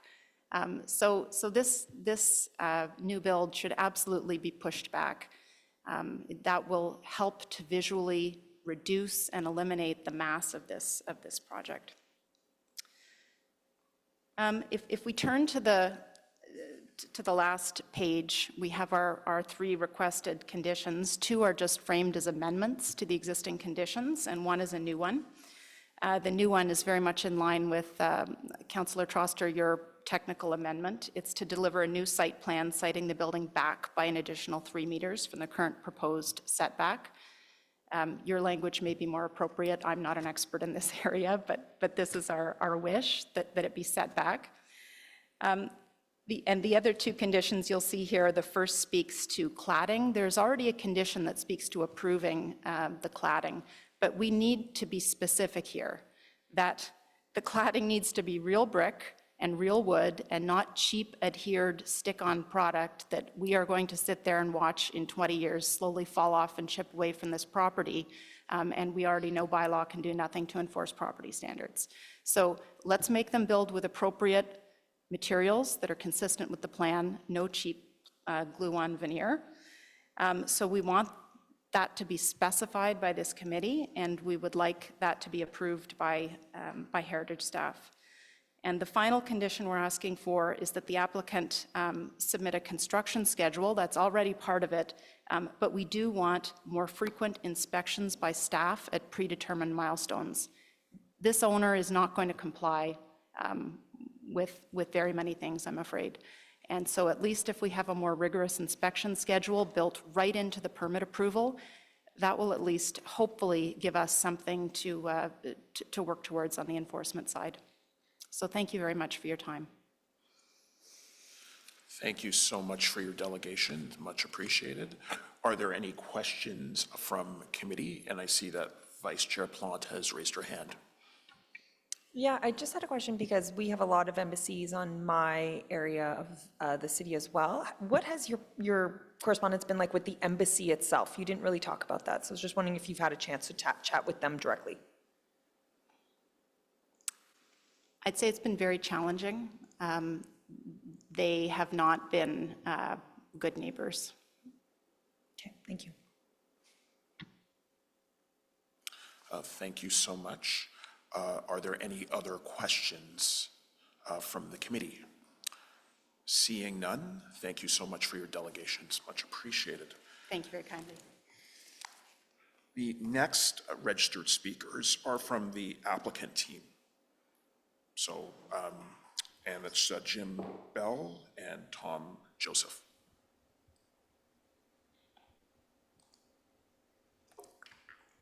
and they are online.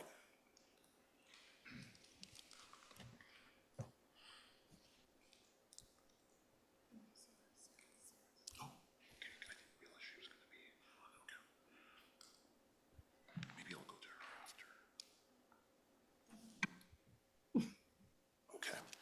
Okay, so the applicant team has not accepted the prompt yet, so I see that we have Sirab Griwal, another resident, and we will ask you to provide your delegation. Great. Thank you. Good morning. And hello, Mr. Chairperson Ralston King and Councillor Troster. Thank you for all the hard work that you've put into the issues surrounding 235 Mariposa and, of course, other valued committee members. So my name is Sarab Graywall. I live across the street from 235 Mariposa. We're in 210 and next to Kirsten and John. And myself and my husband, Gordon Southam, really wanted to reiterate our support for the comments that have been made by both the RPRA and, of course, the conditions set forth by the four of us, Kirsten, John, myself, and Gordon. I think Kirsten did a great job outlining clearly within the document and then covering, verbally today the three conditions that we're asking for. I did want to highlight just a couple of other quick issues for consideration and thinking as you move forward. In the event the application is approved, the need for frequent inspections, I think, is extremely important to ensure that whatever is agreed upon in the final plan actually translates to reality and what is, actually built. Given the issues surrounding the demolition, I think that reinforcement is fair to say that is important to the positive outcomes of this process. The other piece of that is that within the plan, there is the rear illustration of the pool housing. Just wanted to be clear that that is a cabana-style pool house versus any residential accommodation for, current or future use. So would hope that that would be considered in the plan and just clarified, because I think it's a little bit vague by way of illustration and the label of it being called a pool house, full stop.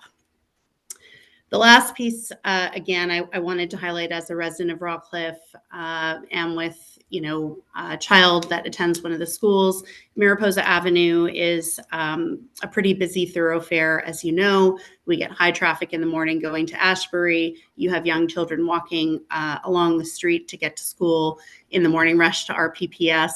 And so as we move forward, the request for a clear understanding of timelines, when the final demolition will actually occur, hopefully in whatever case that is sooner rather than later, to avoid the visual that we have currently. But I think understanding that timeline, what's going to happen when, and making sure that that timeline is adhered to is extremely important as well. And the follow-up to that is to continue to have collaboration with the RPRA and city so that through this process, in terms of wherever we end up as a community, we've got the resources and the ears open to address any issues that may follow once, any planned construction actually occurs. So really that's what I wanted to highlight today. And again, wanted to thank everybody for their efforts around dealing with the issues at 235.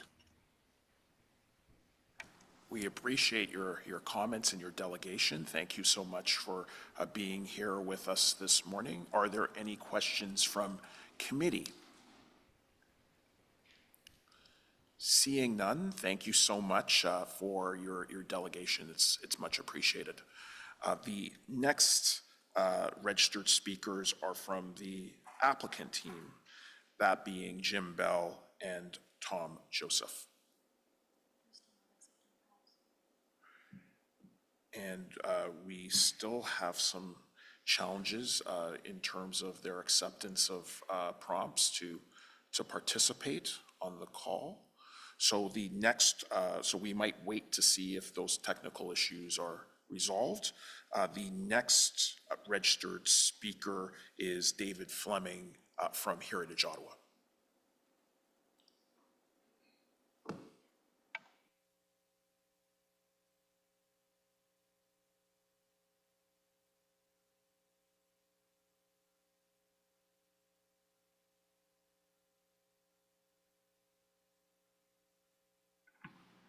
Thank you, Mr. Chair.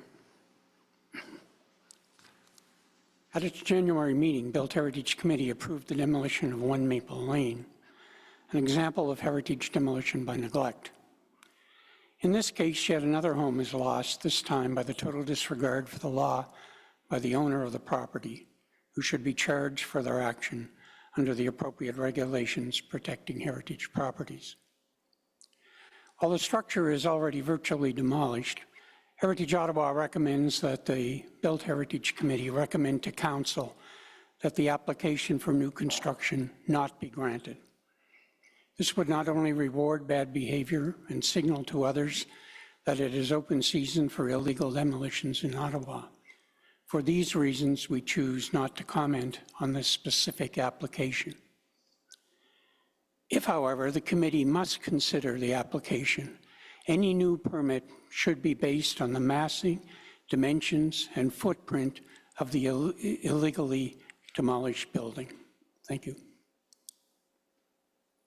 Thank you so much for those comments. Are there any questions from committee? Seeing none, thank you so much. And the next registered speaker in the room is Michael Kellen.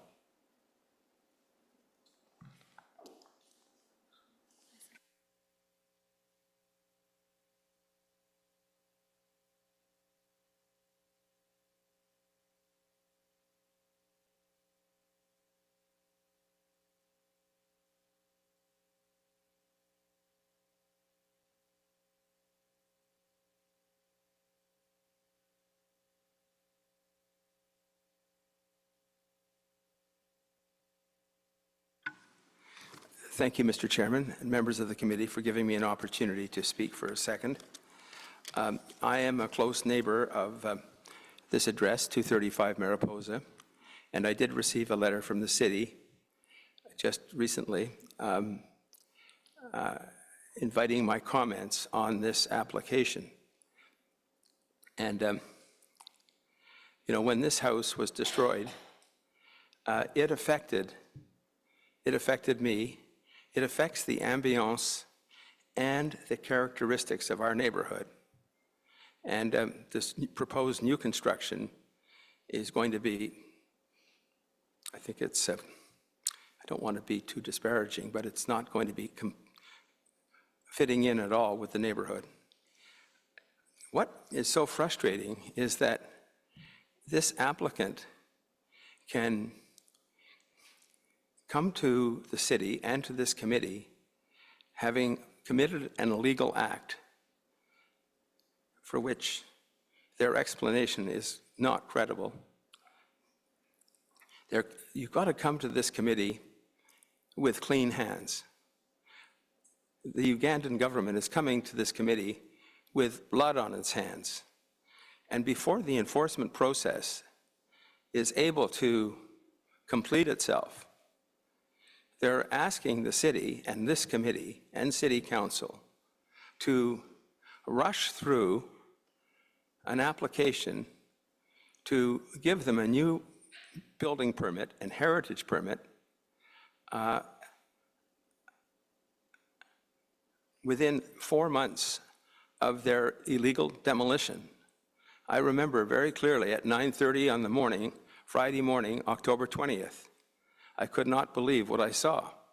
And I stopped and I asked the operator of the equipment. And he said, oh no, we're not demolishing it, we're just taking it down to the basement.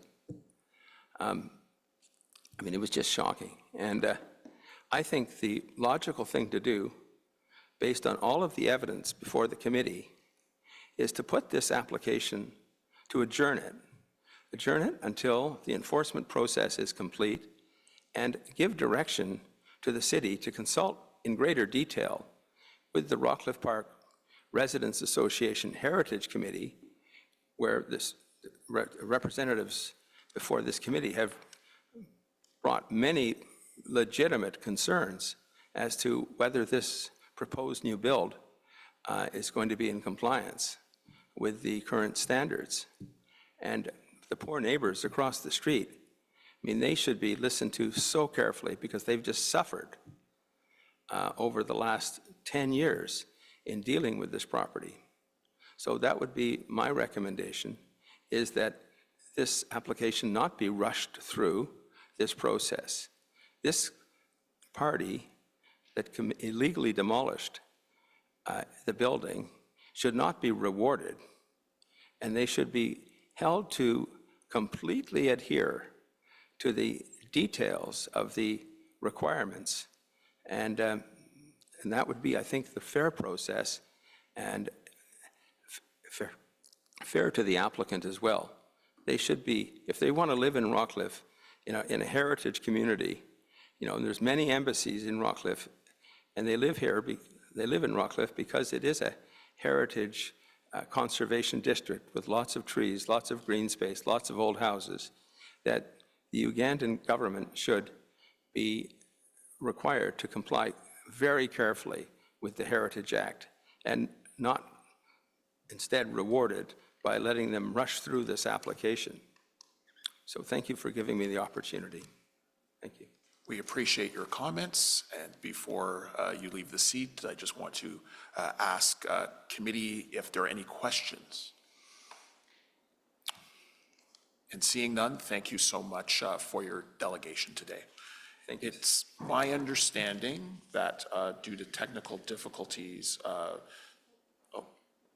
okay. So we do have a member from the application team. They were having challenges with their internet connection, but I think they will be joining us remotely rather soon.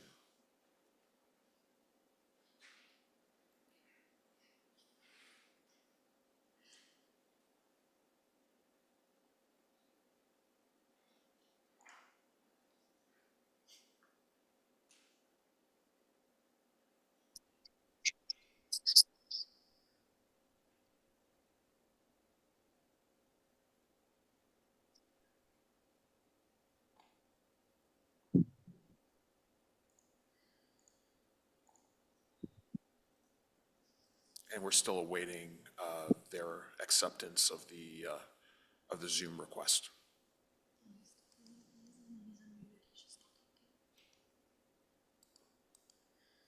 Okay. We see that Tom Joseph is in the call.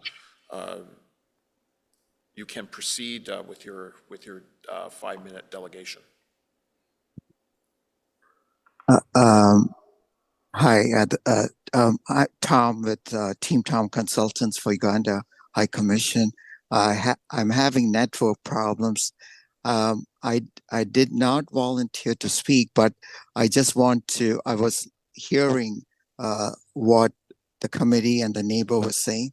I just wanted to inform you that the Uganda High Commission is actually building on the existing foundation, because I think earlier I did hear comments that it was new constructions actually building on existing foundation and extending the property.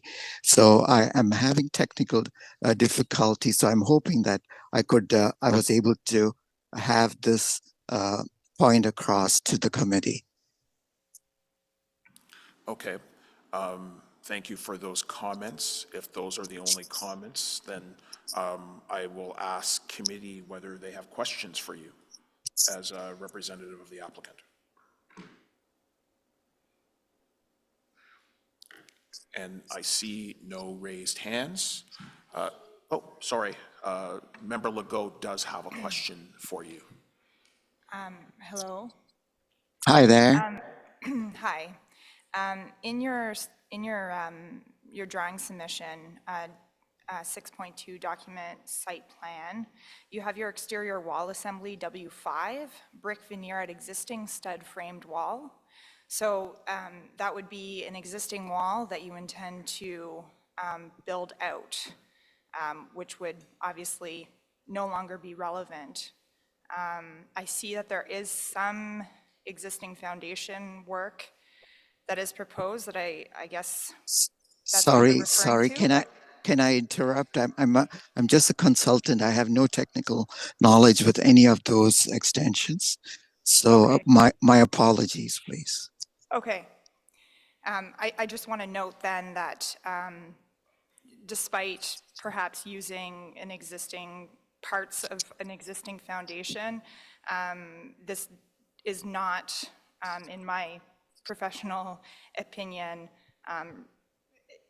relate to the actual drawing package that has been submitted. I have no information about that. Sorry, my apologies. Thank you for that question, Member Legault. Councillor Troster. Hi, thanks for being here today. I was just wondering if you could explain to me how you accidentally demolished a building that was not to be demolished. My apologies again. I'm just a consultant. I'm not the contractor or the Uganda representing anything to do with the building. Just I'm here just to comment on, just to inform you that we are using the existing foundation and renovating the building. Okay, thank you.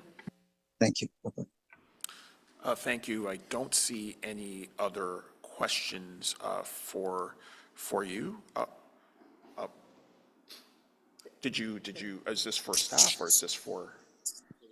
Okay, so we do have one more question from Member Madigan. Thank you, Chair. Just clarification. You say you're a consultant. What profession are you? And what's your involvement with the project? We're just coordinating the project. I didn't quite catch that. Coordinating, okay. And you're a planner, project manager? No, I'm not a planner.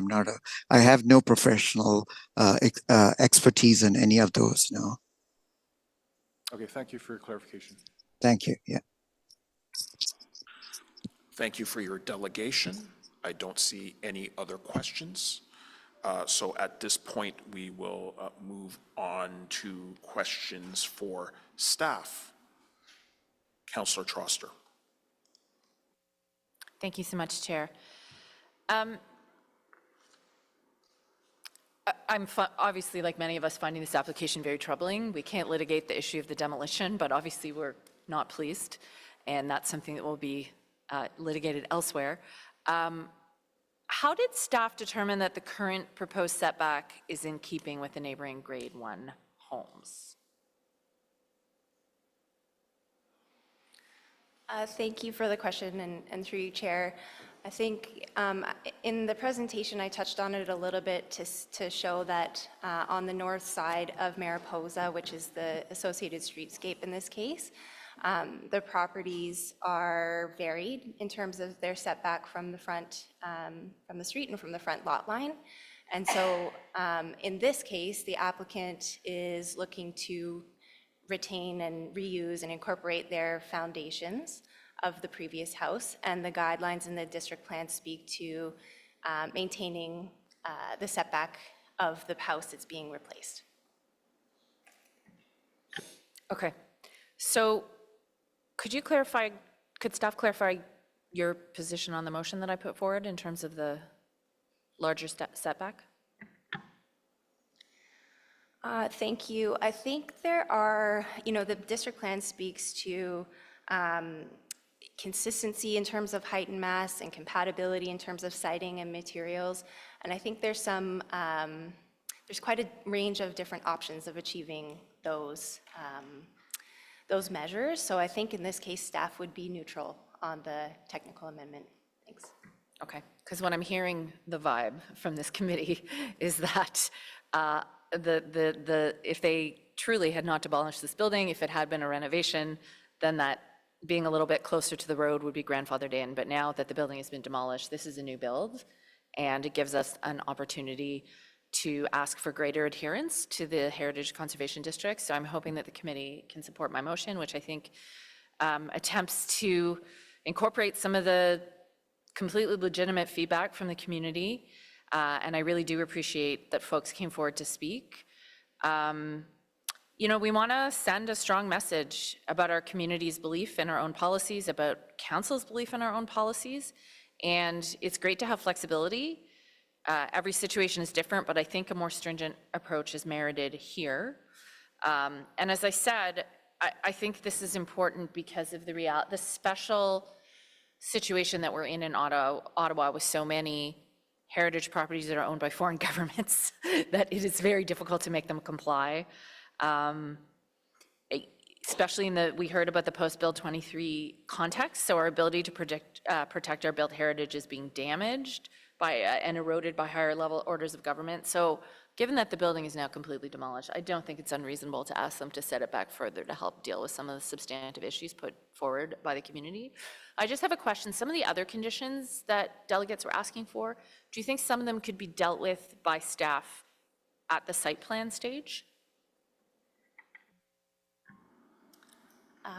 Through you, Chair, to my knowledge, there's no site plan process associated with this application, but the conditions that staff have recommended I think we would be able to continue to work with the applicant in advance of the building permit. So I think there's some flexibility there. Okay. I could do a direction to staff, or I could just ask you to consult with some of the stakeholders who are here today. Are you willing to do so as the building permit stage approaches? Through you, Mr. Chair, I think it would be helpful to have specifics about what conditions or what direction that the committee would want to see us undertake. I know there was one proposed about the materiality, using real brick, real wood, that sort of thing. Those are things I think we can deal with through the building permit stage. I think once the permit is issued, sending us back for more consultation with the community, it can be challenging. So preference would be more specific direction. Okay, I'm going to suggest that Chair King and I take this back and maybe present something when this goes to council in terms of the potential for some additional requirements. Does that sound fair to the committee? Because I don't really want to do it on the fly, and I would like to get your feedback offline about what you think is feasible in the building permit process. But if we can incorporate any of the additional suggestions here today, I think it would be a benefit. And I would be amenable to that, Councillor Troster. Okay, thank you. Thank you so much for your questions. Member Legault. Yes, I think my question generally relates to the communication with the Ugandan embassy. I think definitely there needs to be some points of clarification with the applicant about what a reconstruction actually is, and that a building is defined by having exterior walls and a roof. And if it is taken down to just foundation walls, that it can no longer be defined as a building. A technical definition of that can be provided if you want, but I'm just curious generally if and how this sort of works, if there's special exemptions for embassies within the City of Ottawa, or yeah. I'm going to ask Ms. Enta from Legal Services to respond to this one. Mr. Chair, there aren't special exemptions per se, but we do have to follow a certain protocol when we're dealing with properties that are owned by foreign governments. I can advise this committee that this matter is being pursued by our prosecutorial team. The matter is actively open before the courts, although no allegations have been proven to date. So in terms of special exemptions, the fact of the matter is that this permit is here before this committee today under the provincial legislation, and this committee should treat it as any other application it would see before this committee. The prosecution and enforcement matters are being handled separately by the city's prosecutorial team. Okay, thank you. Yeah, I guess I would just encourage an increased communication, right, with the applicant, and maybe it's a case of lack of knowledge, and perhaps that just needs to be, maybe we just need to give a little bit more in that circumstance. I'm not entirely sure the circumstances that they're coming from, but sometimes that understanding piece really needs to be at the forefront of this discussion. So, thank you for those questions and comments. Member Madigan. Thank you, Chair. Members have brought up a number of good points. I recall, on previous projects I worked on with the renovations, a strategy was to expand the renovation, but stick with the definition of code. You would leave X number of walls still intact above the foundation to still consider a renovation. Whether those regulations still apply today, I'm not quite familiar, but going to the point from our member that bringing it down to the foundation seems to be basically no longer a renovation, it's a new build, which is the point we raised as well. So there's a lot of unknowns here with respect to considering this application. And an unknown for me is like what's been lost from a heritage point of view that should have been maintained, and what's the remedy to address that is lost. That's an aspect I would like to know a bit more about. I understand there's a separate process for violation of regulations, bylaws, permits. Fair enough.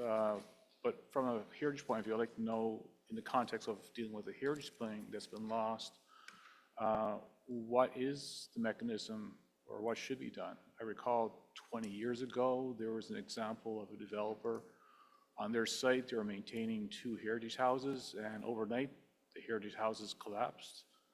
As I recall the story, at that point in time, there was a mitigation that the developer would have been obliged to rebuild the houses or pay money in lieu of rebuilding, and I think the city accepted having the money in lieu of rebuilding the houses. I know in other areas with bylaws and conservation areas that sometimes they oblige the owners to rebuild the heritage house that was lost. Again, it's all relevant to the type of house that it is, the significance, the factors.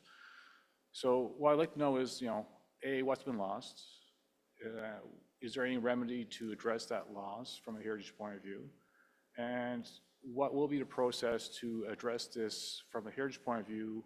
And what will be done to highlight this to future developers or people? What will be done if they don't comply with the regulations? And I think that's a bit of a brief that will have to come later, but I think those are the type of things I would like to be informed on in order to support a future approval or review of this application. Thank you. Thank you for the question. I can start, and then Ms. Collins might wish to add. But I think the district plan speaks to and categorizes properties as grade 1 and grade 2. And so there is a distinction, and as part of the development of the plan, each property was evaluated and then assigned those categories. So in this case, we're dealing with a grade 2 property, so a non-contributing building in the HCD. And I think in terms of what's been lost, the plan speaks, I think there's more flexibility in terms of alterations for those grade 2 properties. And in many cases, the cultural heritage value really relates to the landscape of those grade 2 properties. So, Ms. Entes spoke about the demolition proceedings, enforcement proceedings, so I think that is that separate matter. And I think, even the previous approval for this property, the design needed to meet the district plan at that time too, in terms of being compatible. And so I think in this case, staff feel that the maintained design also meets the HCD plan. Thank you so much for the question and for the comment and the reply. The next member with their hand raised is Member Quinn. Thank you, Chair. I would just like to support Councillor Troster's request and suggestion that a more stringent approach is required under the circumstances of this particular case before us, I think for all the obvious reasons. I also would like to remind staff that as a member of the former Built Heritage Committee, I have a very strong memory of dealing with a property in Sandy Hill at 231 Coburg Street, which is the Ugandan High Commission property, which you saw today in the Heritage Watch, on the Heritage Watch list. So this is not the residence of the High Commission, it's the headquarters of the High Commission, now vacant, has been vacant for probably 6 or 7 years, and is on the watch list for all the reasons we are only too familiar with. So this is not a one-off, I don't think, situation where we have an applicant who is perhaps unaware or kind of not getting it. So I think that Councillor Troster and Councillor King putting some staff direction for staff that is a little bit more specific than what was in the technical amendment is a very good idea.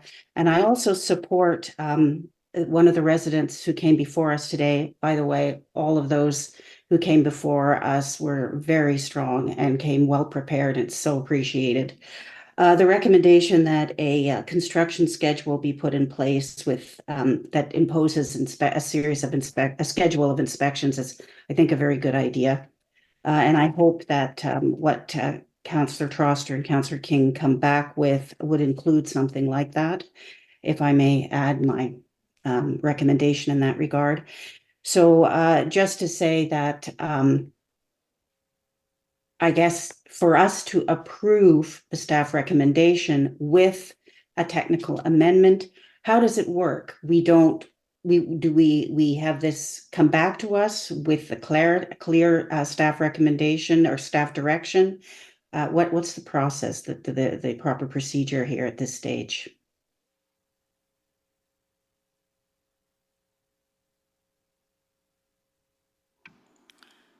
And I would relay that question to staff for some follow-up, but it's our intention from the conversation that we've had here to look at the potential more stringent conditions being advanced at council based on what we've heard from the community. So that's my understanding as to what Councillor Troster has proposed based on her motion, her technical amendment. I think that we had heard concerns from the community around more frequent inspections, around materials, around the mass and dimensions. And so it would be our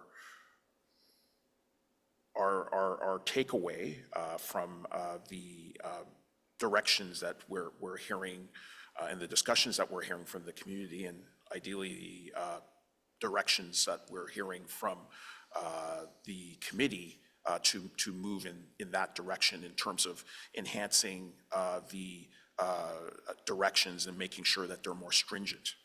Because where I do agree with the community is that there is a balance.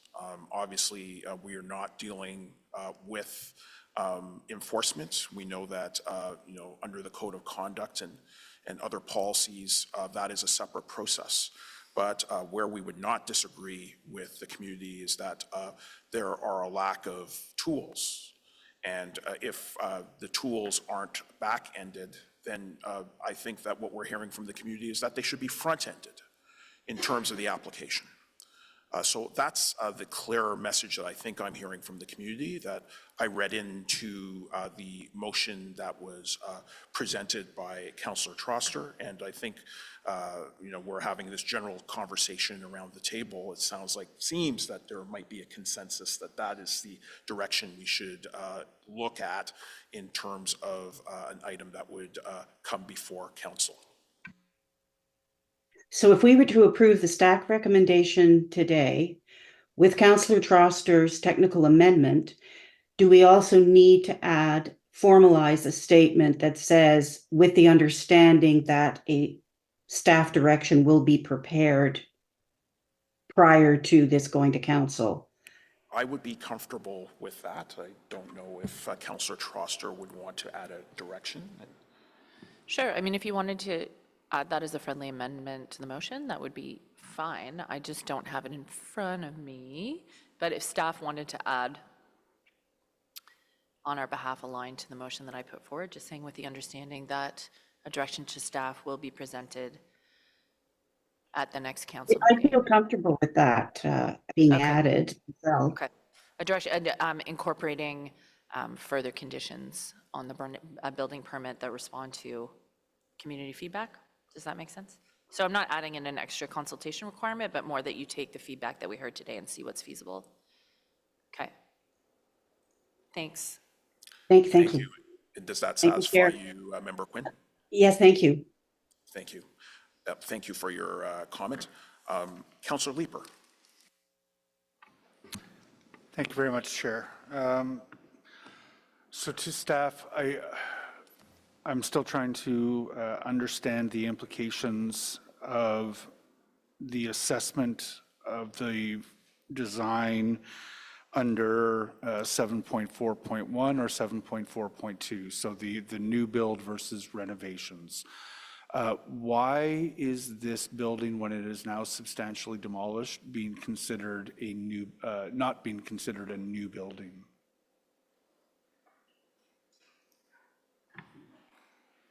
Thank you for the question, and through you, Chair. So I think as the applicant mentioned, they do, and they've indicated that they intend to reuse the foundations on the site. I think the other challenge on this file is that they did receive a minor variance related to the side yard setback, and so they are tied to plans at this point from a planning act perspective as well.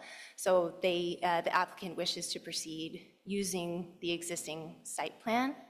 And so staff have used the guidelines for new buildings, given that the majority of the building no longer stands. But as I mentioned, I think before in response to another question, the previous approval, previous application, staff did review and felt it was reasonable and appropriate and met the HCD plan, and that's the case for this application as well. So on this site, something that is appropriate under 741 is appropriate under 742. Is that essentially what I'm hearing? I think that's fair to say.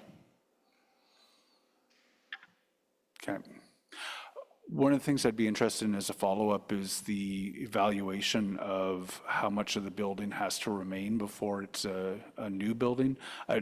We have a number of partial demolitions in my ward where I think normally one wall has had to be retained in order to be considered a renovation under the building code, but that's irrelevant in this case. Sorry, I'm just thinking through, Chair. Give me a sec.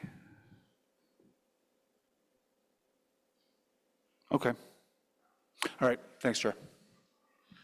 Thank you so much, Member Legault. I'm curious what the condition of the site is now, the foundation walls. Is it tarped over or did they backfill? How are the foundation walls?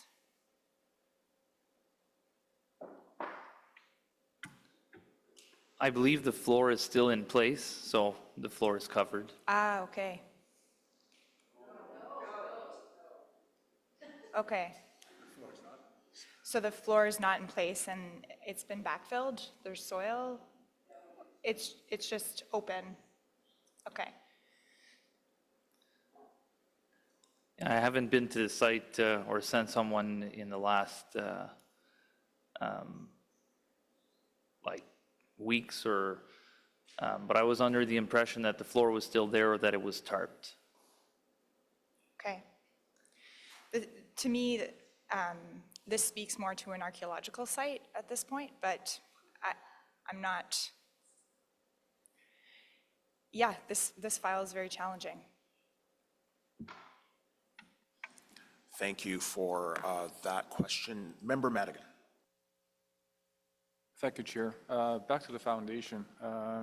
Is it possible, has the foundation been inspected? Because there's now the opportunity the foundation will be found to be deficient and will have to be removed as well? Excuse me, could you repeat the question a little bit louder, please? Yes. We're back to the foundation. Are we at the point where the foundation, has that been inspected to confirm it's still a good foundation? Or will we be getting into a situation where it will be inspected and found to be deficient and be removed as well? We will most likely require the review from a professional engineer for the structural aspect of the foundations. You know, it is winter, they're required to maintain it, but there could be some risks with that. Yeah, it is, thank you for that. It goes to that sort of trickling down effect of repercussions of things and actually what's defined by code, by law, what's considered a renovation and a new building. And, you know, if the code says that it's the foundation, fair enough, but then if we then get news that the foundation can't be salvaged, then we're back to really definitely a new building. Well, yeah, it is a risk. I mean, that'll have to be investigated more closely. But, you know, there's various ways, like if it did not freeze, if the soil underneath did not freeze, then it would still be fine. If it's on bedrock, it would. Many factors, yes. You know, so there's too many factors for me to comment on specifically, but yes, it is a risk that it is winter, it is exposed. Is it properly maintained? That's can't be answered. And this goes to sort of the aspect of, I think we have a lot of unknowns about this file, which pushes to the reconsideration of the file and the motion, which will give the opportunity to do that. Thank you. Thank you. Thank you so much. Councillor Kelly. Thank you very much, Mr. Chair, and thank you to Member Madigan for his questions. It just sparked a question in me when I heard the answer from staff. So we've come to the conclusion that because there is a foundation there, that this is not a new build, but I just heard from staff that it is possible that the foundation the integrity of the foundation may have been compromised due to age and other factors. So are we about to approve a project that may in fact not be built on that foundation that we're discussing today, that's making it a renovation and not a new build? And why would we be having this conversation today unless we know that that foundation is solid enough to take the, well, I want to say new build, but renovated building?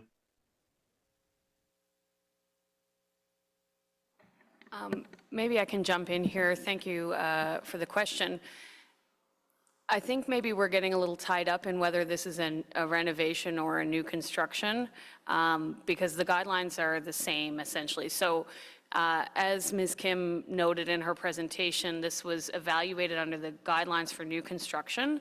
And under those guidelines for new construction, it talks about basically mimicking the setback of the existing building on the site if a building is demolished. So because they are proposing to reuse the existing foundation walls, they are essentially meeting that guideline that says it should be set back the same distance from the street as the previous building. So whether they use the new foundation, whether they end up having to deal with a new foundation or they use the existing foundation, it's staff's perspective that it would still meet the guidelines for new construction under section 7.4.2 of the plan.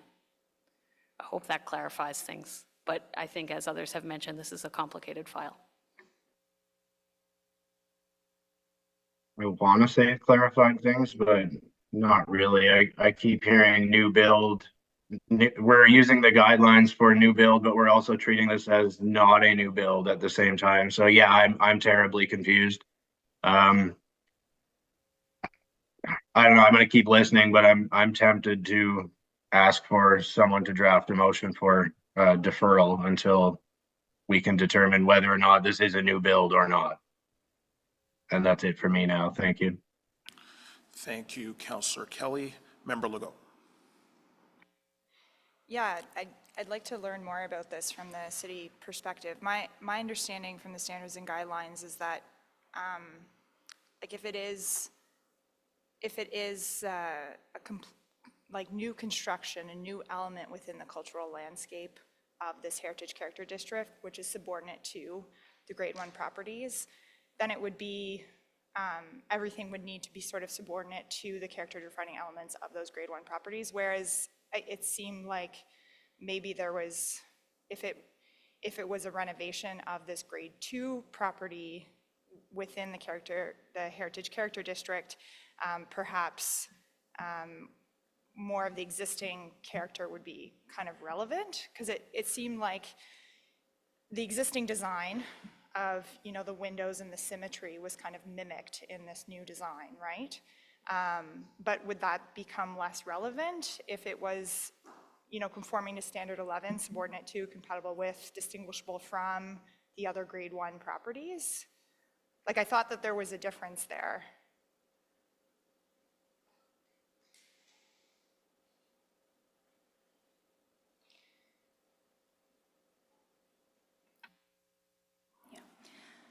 Thank you for the question, and through you, Chair. I think it's a good point, the standards and guidelines, especially Standard 11. And I would say that the district plan, you know, the standards and guidelines are the foundation for the district plan. And so I think I would say that both sections, both the alterations and additions sections and the new construction, new building sections are very similar in terms of intent. And maybe if I can just add, I mean, beyond the standards and guidelines and that sort of thing, we are dealing with the same section of the Ontario Heritage Act, whether it's an alteration or new construction, it's still Section 42 of the Heritage Act. So in terms of how the application is processed, it doesn't really matter as far as the sort of legal process. An application to alter versus an application for new construction is essentially the same process. And I think while there are different sections in the Heritage Conservation District Plan for new builds versus alterations, I think as Ms. Kim noted earlier, the previous application was an alteration. Staff felt that it met those guidelines in the plan under section, I'm sorry, I can't remember the number, 7.4.1, I think. And today we're looking at it as new construction simply because, you know, because it's not entirely clear, we have to choose a section to use, and it was our opinion that given that, you know, there will be no walls remaining, nothing above ground, as you say, it's an archaeological exercise at this point, that the new construction guidelines were the most appropriate ones to look at. So it's not cut and dry by any stretch. Yeah, I guess I'm just asking this because it's interesting to me, right? If I look at sort of like a fresh site within a heritage character district with surrounding grade 1 properties, the design of that building would be subordinate to all the other grade 1 properties. It wouldn't be necessarily what has been proposed, which sort of gestures or is similar to the existing design. Like, it would be something that is perhaps contemporary but subordinate to, and I can imagine a wide range of different designs being acceptable there. Whereas if it remains to be a renovation, I can understand that it would need to be very similar to the existing design. Do you understand what I'm saying? Yes, thank you. I think that's a lot, that's clarified it for me. I mean, I think you're right. There's a wide range of options that could be appropriate. It doesn't have to be referential to the old building because the old building is gone. In this instance, and in every instance, it's staff's role to respond to the design that is proposed by the applicant. So we don't get into sort of like dictating, it has to look like this, it has to be contemporary, it has to be historicist, it has to be whatever, because as you know from the standards and guidelines, there's a wide range of solutions that might be appropriate. I guess just to end this sort of topic, I think perhaps this is what the community members are like hoping for, is maybe a design that is more compatible with, subordinate to the grade 1 properties in a way that is perhaps a bit different than what is presented now. I think it seems like the committee is kind of leaning towards approving this with some exemptions. My preference, just given sort of the challenges with the applicant and the unknowns with what the future holds, is to kind of, give this more time and request for a different application. Perhaps it's an application which is very similar and they take out all the sections of, you know, adding to the existing exterior walls and adding to the existing foundation and make it new construction. But then it would actually represent the existing condition of the site, and it wouldn't reflect a reuse of some exterior walls that are no longer there, and it would be a bit more authentic to the current condition. That's my comment. Thank you, Member Legault. So you did make mention of a motion to defer. Is it your intention to introduce a motion to defer? Yes.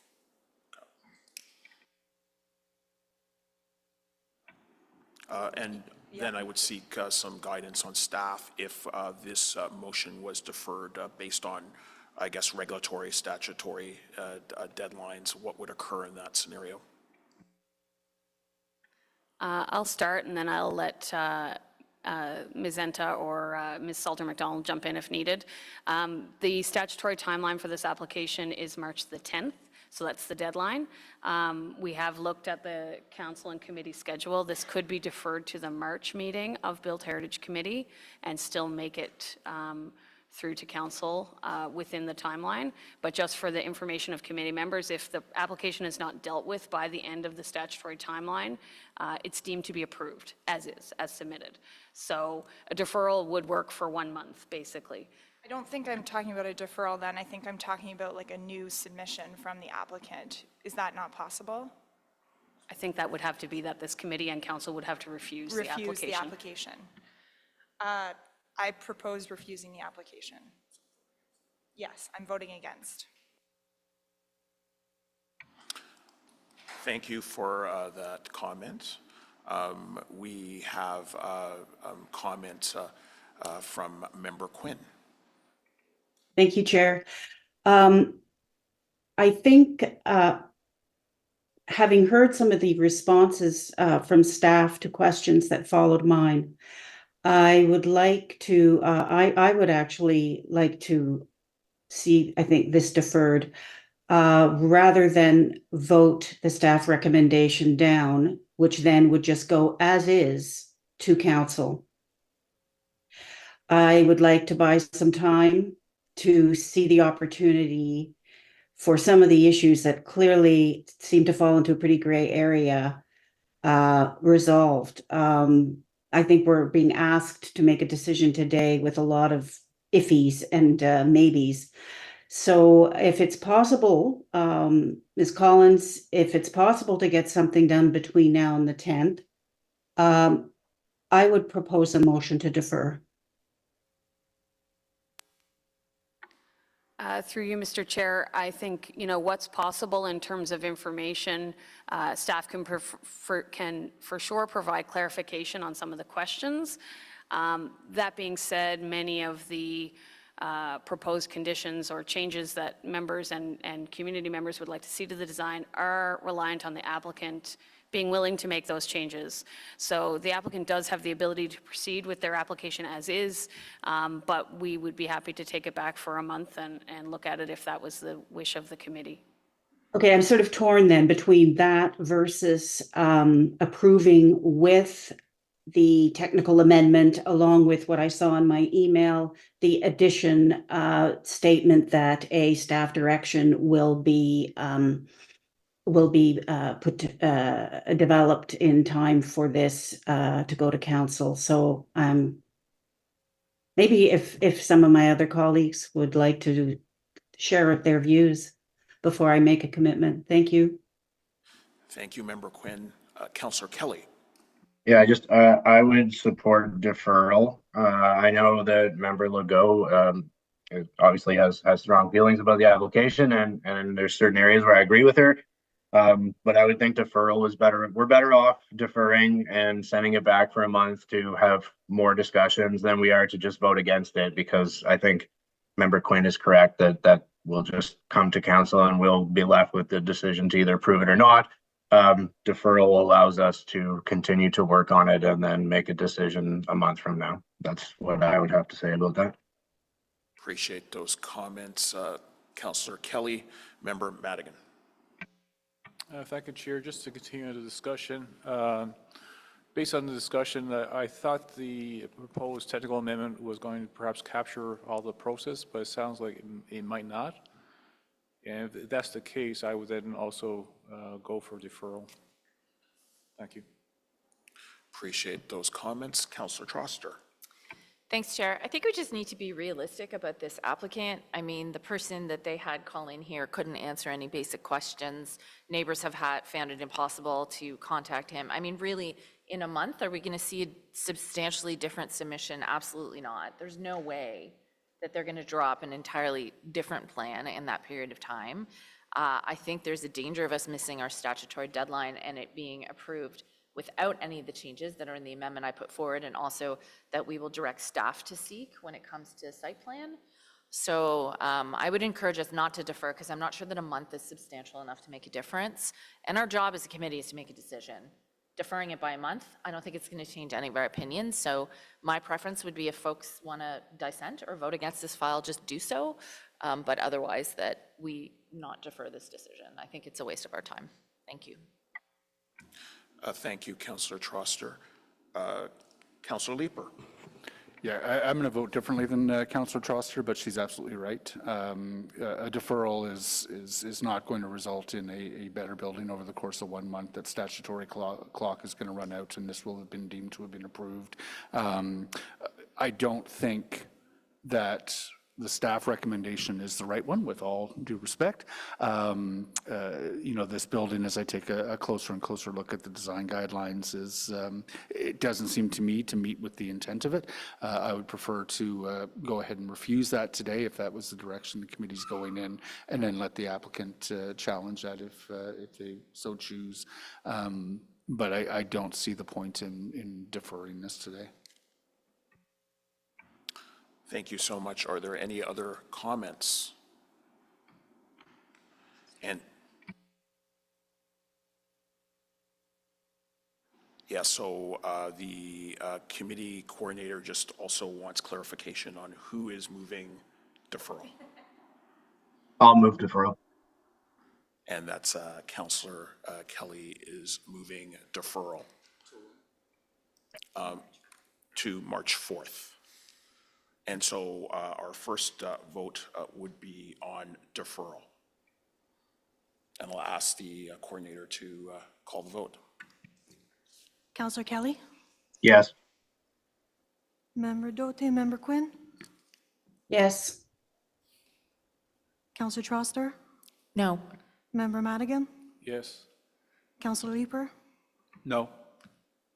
Member Legault? No. Vice Chair Plount? Oui. Chair King? No. 4 yeas, 4 nays. So that motion has been defeated. I believe there is a friendly amendment to the amending motion. I'm getting better at this, Jeff. Friendly amendment to the amending motion. Thanks, Chair. It's just adding a whereas clause that says, whereas a direction to staff will be presented at the next council meeting incorporating further conditions on the building permit that respond to the feedback received at committee. It's a friendly amendment to my own amending motion. It's very friendly. So is that approved? Is that the amending? Okay, carried. And then the motion itself as amended. Yeas and nays. Councillor Kelly? Yes. Member Quinn? Yes. Councillor Troster? Yes. Member Madigan? Yes. Councillor Leeper? No. Member Legault? I'm genuinely sorry. I'm not entirely sure what's going on. So Can you this explain is again? the deferral failed, The deferral failed, right? and now we are on to the amended, the motion as amended. Right, and I don't want to improve. Okay, no. Vice Chair Plount? No. Chair King? Yes. So that's 5 yeas and 3 nays. So the report is carried as amended. This report will be submitted to council on February 21st for consideration. The next item is designation of the Église Évangélique Baptiste d'Ottawa at 284 King Edward Avenue under Part 4 of the Ontario Heritage Act. And I understand that there is a motion to defer. Correct. That's being introduced by Vice Chair Plante. Yeah, I'm not sure how the procedure would go exactly, Chair King, but essentially, we have had a request from the applicants, one which I support, and this is also partially my fault, that we defer to the next Heritage meeting. They have been put in touch with a Heritage consultant, who I believe is out of town right now, and they just want to make sure that their application and all of their discussion includes the Heritage consultant. They do have an architect that's helping them, but they want to refer to someone who has specifically Heritage experience. We were supposed to have this discussion back in November, but with the budget and Lansdowne, everything just got pushed back. So the deferral is based on these factors, which obviously I would support. And so I'm not sure if we need to vote on that, but I'm happy to follow the proper procedures in this instance. We would need to vote on that. You're asking for the item to be deferred. I think the one question I would have with staff is whether there was a lot of back and forth between staff potentially and the affected property owners. I know that that's not required by the rules that are in place, but I understand that that's always the approach that staff really undertakes. We had that discussion, frankly, at the previous committee meeting in a different context with a different application. But just curious about that since the ward councillor is interested in at least pursuing a little bit more dialogue. And I'm assuming that the dialogue wouldn't take a tremendous period of time. It would be within the next 2 weeks. So staff obviously are at the will of the committee. If the committee wishes to defer this item, that's fine with us. I will say that I don't think anything will change in the staff perspective in that time period. As is noted in the staff report, there was a official plan amendment for this site back in 2020, and at the time, Heritage staff indicated in the staff report related to the official plan amendment that this was a strong candidate for designation and that we would be proceeding in the future. And staff reached out to the property owners of this this property in the fall of last year to advise them that we would be proceeding with designation given the time pressures associated with Bill 23. So if the committee wishes to defer, that's acceptable, but I don't think anything will change from a staff perspective within that time frame. And we are under the sort of pressure of Bill 23 in terms of workload. No, I appreciate that comment. I think if there's at least the opportunity for you to have those discussions, as well as little impact on the timeline, then I'm personally amenable to that, subject to the will of committee. So that motion is on the floor for deferral. Is the motion carried? Carried. Thank you so much. Until March 4th. Thank you so much.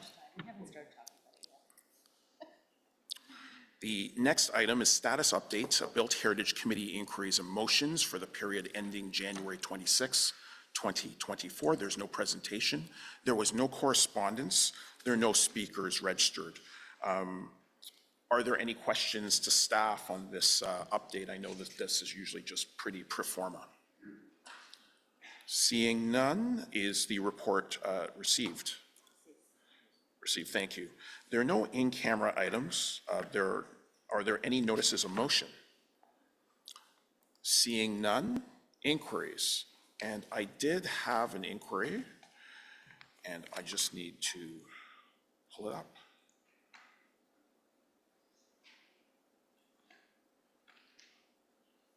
Thank you. Given that we are a little over 1 year in as a new standing committee, I'd like to submit an inquiry to look at some of the processes that have changed or paused, including the Heritage Planning Pre-Application Consulting Program. The Heritage Planning Branch conducted a pilot program for pre-application consultations on applications under the Ontario Heritage Act that required City Council approval in 3 neighborhoods with designated heritage conservation districts: New Edinburgh, Sandy Hill, and Rockcliffe Park. The pilot program ran for 18 months from October 2019 to April 2021. The program was well received and has been expanded to all neighborhoods within HCDs.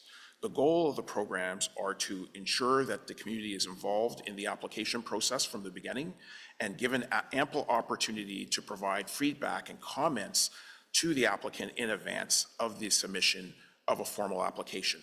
To provide an opportunity for city heritage staff and community associations and heritage committees to better collaborate in the implementation of HCD plans and the management of heritage conservation districts.